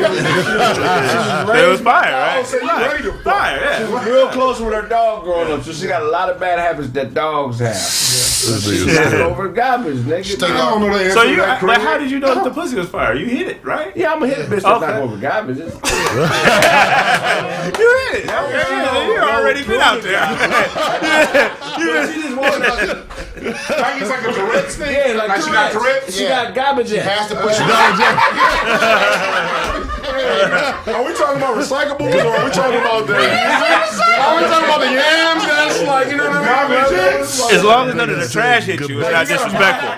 You gotta mop after this, like, oh, Hey, Kraig, do she pick it up? Yeah, that's what I'm saying. Where the If she trash? clean it up, then yeah. Do she clean it up or you gotta clean it up? Because remember, she was raised by dogs. So dogs So you gotta clean it up. have you ever If seen you a choose dog to. pick the garbage back up when it knocked it over? No. Why are y'all So you gonna pick it up, but you just gotta get some first. That's funny. I'm saying most niggas would make concessions for a broad that got good pussy. They're not gonna make her pick the garbage up.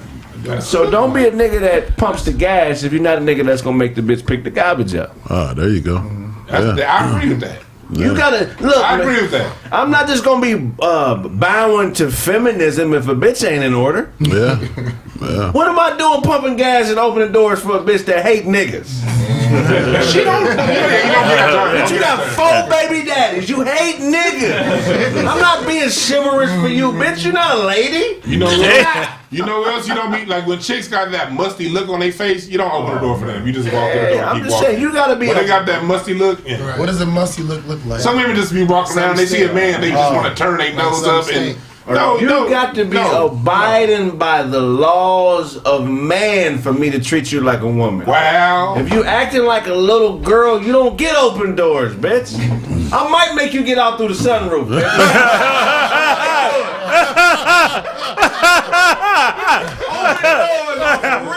Not for children. You don't get your ass funky ass out there. You giving a boost? Are you giving a Get boost? in and out through the sunroof, bitch. Yeah, every woman don't get the open door shit. I'm just saying, we gonna treat women like people. We gotta be fair. I'm not playing by we gotta be playing by the same rules in the same game. You ever been?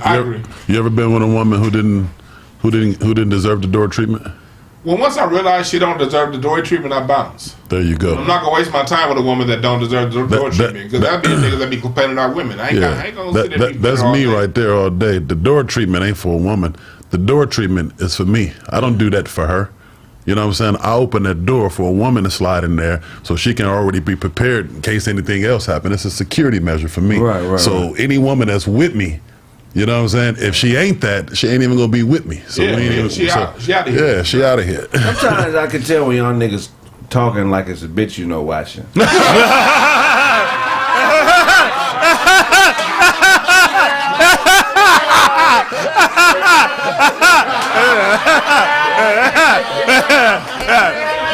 You better get your hands off that door when you round me.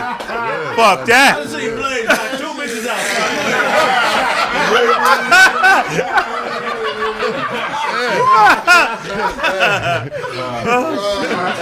Oh my goodness.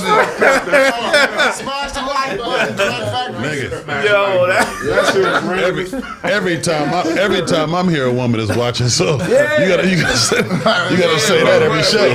But you hit on a good point though. It's, again, it goes back to what you opened up with, Kraig. It's those who deserve it. Because some women don't have that energy. It's like some chicks. We all experience that. You don't want to do nothing because the energy's all like if they're like that, get them out of here. Some women are predators with their sexuality. That's true. They're predators with their pussy. Straight up. You never open the door for a predator. What they gonna do when they get They're gonna kill you. Man. There's some bad bitches who are trying to kill niggas off. Yeah. You know what I'm saying? You can't be nice to those type of bitches because they always are subject or under the rule of a nigga that's disrespecting the fuck out of them. Yeah, I don't even fuck with them. You're not gonna nice your way into a scandalous bitch's good grace. Make that bitch get out through the sun. No, say the scandalous bitch's grace. You gotta say that. Say that again. What did I say? You can't nice your way into a scandalous bitch's good. You can't nice your way into a scandalous bitch's good grace. Get out through the sun. Scandalous. And if I don't like her, I may make her take out the back seats and crawl out through the trunk. I'm just saying, I'm gonna make you. If you make me work, I'm gonna make you work, bitch. Straight up. Wait, you gonna make her? If she take out the back seat, she's outside the car. She gonna make her get back in the car and then go out the trunk. No. She got to pull the back seats down, crawl into the trunk, and then wait for me to come around and pop the trunk. Wait for me to pop the trunk. You're gonna be an expert contortionist fucking with me, man. You're gonna learn how to fold your body up in all type of. I'm just saying, young ladies, if you're listening, it's very important to learn how to set the tone so a man knows what type of woman you are. Cause a nigga, I'm telling you, the nigga that you really want, cause all these bitches are chasing the same nigga. Right. Yeah. They all want the same nigga. They want the successful, handsome, motherfucker that's gonna make their life the easiest. Mm-hmm. And it's only like maybe out of 10, 2 niggas like that. So 100 bitches chasing 2 niggas. Yeah.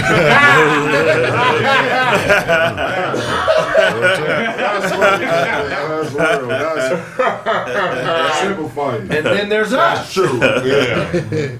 And we're not the 2. I know niggas like to think they the 2, but no. I've been around some real rich niggas. Ain't nobody in this room rich like that. I've been around some niggas that change bitches' lives. Not with their mouthpiece, but with their wallet. So this is the nigga that these bitches are changing. And I've seen how they act around these niggas. And they don't act like that for us. You feel what I'm saying? Act like what? Nigga, act how they act for them. I need examples, bro. Nigga, shit, nigga. Hey, some of the niggas I be around, nigga, I know a nigga with 3 wives. Let him live. Y'all all know him. OG, nigga. I mean, I don't know if they're his wives, but they his bro. Yeah. They be with him everywhere he go, nigga. Yeah. And I know, you see cats on that level, and they'll play at one of them parties. They'll play right in front of them. Ain't nothing gonna be said. Ain't nothing gonna be said. Right there. It ain't when you that type of nigga, it ain't you don't have to convince a bitch on nothing. Your dick ain't even gotta be fired to a bitch. You know what I'm saying? You are able to change her life and the life of her seeds, and you have generational wealth. So they fall in line to that. But there's only 2 niggas out of every 10 that got that going on. Yeah. You know what I'm saying? And they be buying off the family. They be chipping off mama, daddy, brother. Why don't you better treat that nigga right. And them niggas, the 2 out of 10 niggas, they're not getting doors for bitches. They're not. They're not getting doors for bitches. That's very true. You know what they're doing? They're waiting by the door, and another nigga's opening the door and letting everybody into the car. We ain't them niggas yet. The doors, and somebody opening everywhere they go in. Somebody walking in, opening every door. Yeah, that's true. So you think that bitch is wondering, like, the nigga don't get the door for me, it's another nigga to get the door.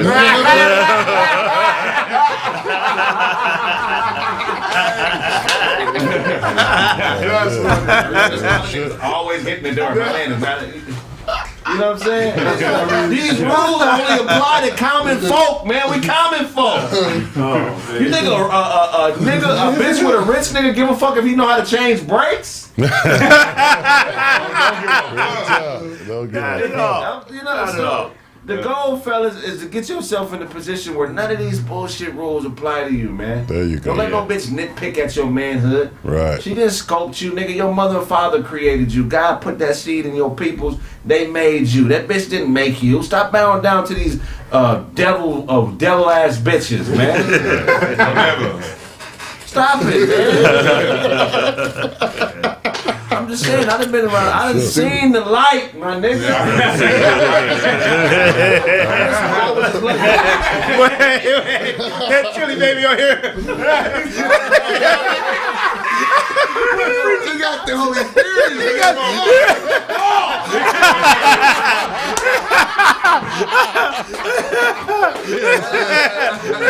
This motherfucker Kraig popped that scully off his head and saw everything. Damn, ain't no real bitch finna make a nigga she love bow down to her. No.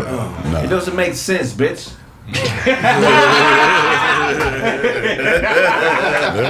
It don't make sense, man. Ain't no real nigga gonna bow anyway. Ain't nobody gonna bow. You know what I'm saying? There's some women that's stronger than niggas. There's some of them out there. They can't make a nigga bow. Don't bow. Well, Kraig, tell the truth to the women who are like that. If a man actually does bow down to you, then he may not be what you're looking for. That's why they always single. Right. Any of us who grew up in church, you see women in church all the goddamn time, walking around the church. I'm this, I'm that. But they always goddamn single because they want nigga or the nigga that you want ain't gonna bow down to you. No. Right. Or they settle for some loser. Yeah.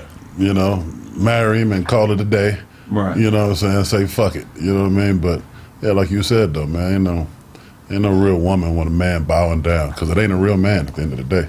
Mm-hmm. You know what I'm saying? When black women do it, what I think that they're subconsciously doing, and the good ones don't do this. Yeah, the good ones don't do it. But what they're subconsciously saying is, I know we lost to white supremacy, nigga, so I don't have to listen to you. Bingo. I ain't thinking about that. You didn't protect me. Yeah. That's why I'm dating a bitch. Right. Yeah. Black bitches date black bitches because we lost to white supremacy. Real talk. I'll think about, because everybody's saying they born gay, but that ain't what it is. Some of you bitches know we lost and probably ain't gonna be able to win the fight, and you fucking with bitches because you lost your faith in niggas because you know we don't run the world. I think that more are like that than are born gay in our community. That's a good point. Some crossovers. I really do, man. That's probably some way out shit to say, bro. But you know, it's one of the things where it could be down there deep in the subconscious. It could be. I'm not gonna say it ain't. Because when women sometimes when women when women of our race fuck with people of other races, it's not a problem. But they're somehow magically able to change their energy. Where you all happy and shit. This bitch don't fuck with niggas. Right. She don't even gotta tell you. Right. Yeah. You feel what I'm saying? Never been around chicks like, nigga, I ain't even gonna try. You know she did right. I know it is. Cause they be mean as hell when it comes to brothers, but when the minute a white dude come around, they all chipper and shit. You be like, maybe if you treated brothers like that, you get that a premium brother. Yeah. That's just like how when they be. Oh, okay. We wasn't. Go ahead. That's how when I was that time when I was when you be in a club and you just see that one white boy in the club and all the hood bitches be on that nigga trying to dance to them and shit like that. Yeah. It's like they're kind of is the same situation. Yeah, that shit, it would be crazy. I'm like, damn, I'm just trying to dance with this bitch all night. This is white Cordy going to be doing the butterfly. Let me ask you this. No. So it's a lot of people who say it's somebody out there for everybody, right? But if all these people chasing the same person, do they got the wrong idea about who they think is for them? Yeah, of course.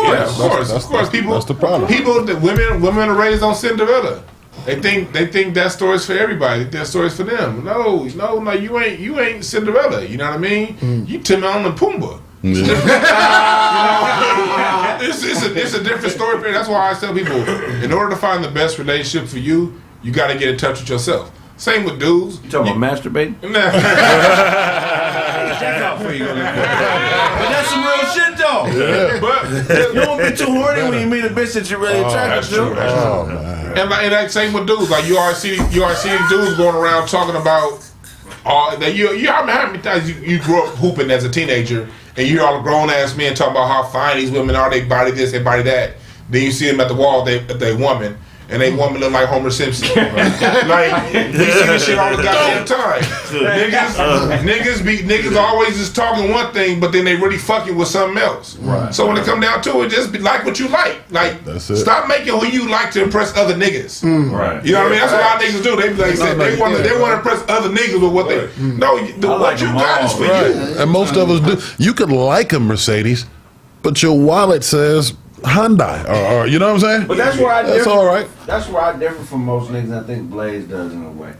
Like I'm past the look shit. Oh man, you better it's believe really look. Your number one chick should be your ride or die. Period. Yeah. That's what niggas should be impressed by. Period. Not the way she look, but is this motherfucker really ride or die? That nigga Kraig can do Kraig Facts, and his bitch came up here and hosted Kraig Facts and was funny. You feel? I mean, that would be impressive to me if I was one of y'all. Like that's an impressive motherfucker. Yeah. That's a keep that.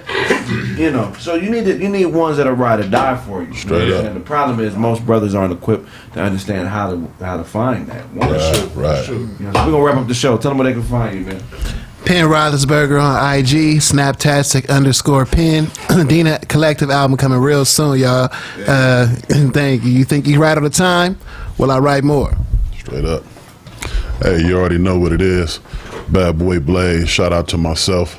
OOBLZ at Instagram. Holla backwards. Peace. Hey, Young World. Young World.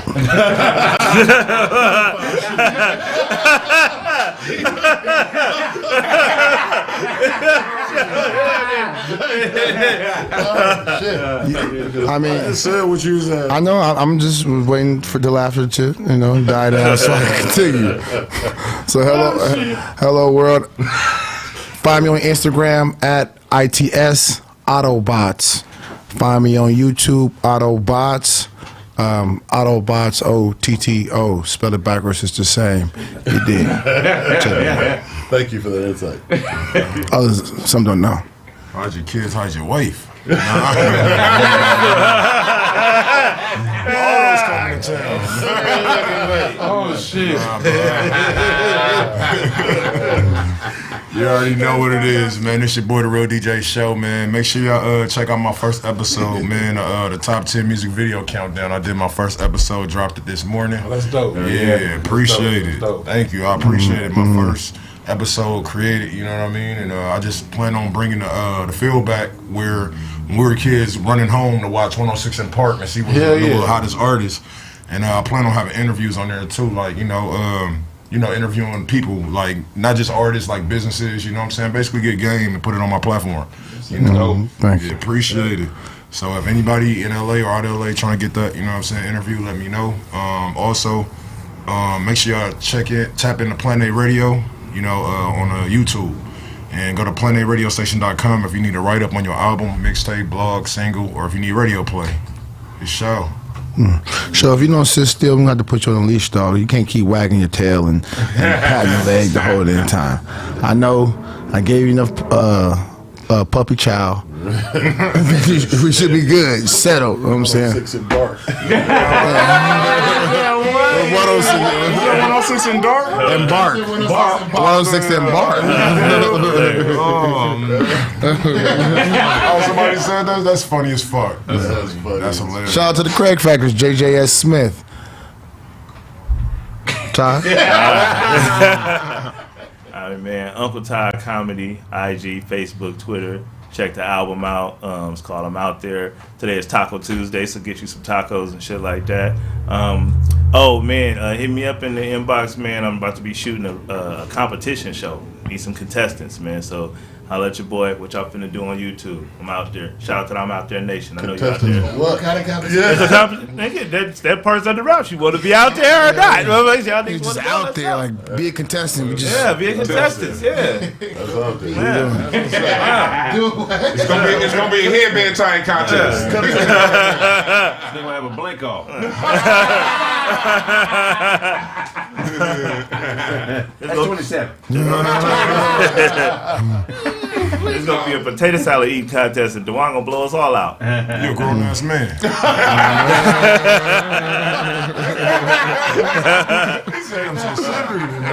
You're a full grown puppy, nigga. The niggas gonna do timed sushi rolls. Fine.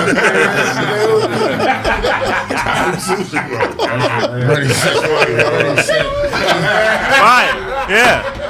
Are you out there or not? Are you out there? You know what I'm saying? On a Saturday. All of that.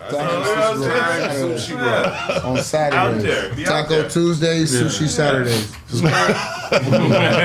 was gonna have a shish off. Yeah. So you can shish till they run out of breath too long. Gotta be a winner, gotta be a loser. We gonna have nothing. Go to my YouTube channel, Dewan B on YouTube. Got a whole bunch of shit. I be breaking stuff down in a deeper context and details and all that shit.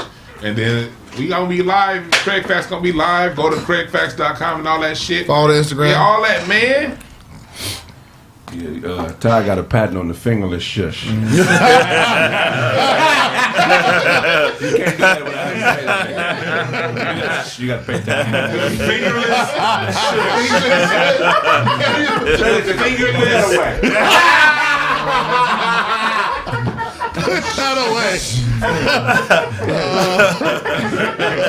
Ty Shush got a lisp.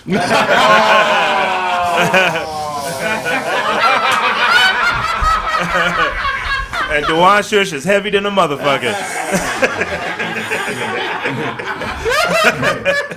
But it's funny because if we have the captions and everybody else is just it's SH, Todd's is TH. Nigga, you let a nigga season your flat top.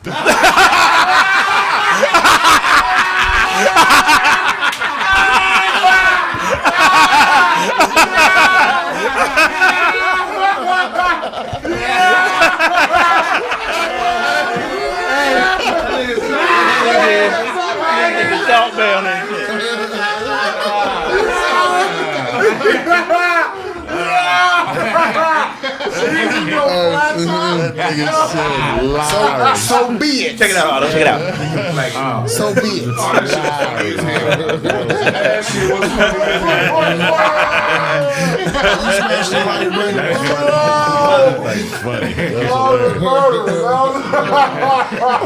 You did. I love it. I love it. Y'all smash the like button. Tell your mama to smash the like button. April 9th, if I owe you something, come to the show and get it from me. Where's it gonna be at? It's gonna be at Studio 54 downtown LA. Tickets will be on soon in the next couple days. Oakland, San Diego coming too. Man, make sure y'all come fuck with it, man. It's gonna be a live taping too, all of them. So you might want to check it out. You know what I'm saying? Interact with us, man. That shit. Tickets on the website. Yeah. Tomorrow. Oh, tomorrow. Tomorrow, yeah, man. I did an episode with my father and Dewan's father. It's gonna air tomorrow, man. Make sure y'all check that out, man. 3:30. You know what I'm saying? Pretty Smitty from Detroit City. I have my nephew was with him because my father takes care of my nephew. My nephew's autistic. So a couple down times during the show, he got up and, you know. He's a child with autism. Yeah, he's a child with autism. He can't talk, so he got up a few times. Y'all might think it's funny, but that's my nephew. Yeah. Love you, Maury. So yeah, it's a dope episode. Yeah, Pops and Pops talking about life in the 60s and the 70s. It's like, come and get that information in that game, like from the people who was there, man. Don't let these suckers rewrite history. Listen to the cast that was there. They gave some dope ass information. Hell yeah, that's some real dope information. Actually, I think y'all really gonna enjoy it, man. Watch that. Check out the website. Buy the merch. I got so much shit coming. I'm gonna drop a stand-up special too in a couple months. Hell yeah. Chill Never Withers is basically damn near done. So. And more content to come, right? Yep. Yeah, a whole lot more content to come, man. So yeah, support. Appreciate y'all. Love y'all. Owe you something, get it from God. God. Hell yeah. That'd have been fun. Hallelujah. If you'd have came back with that one. Yeah. That was good. That was good. It's all pepper.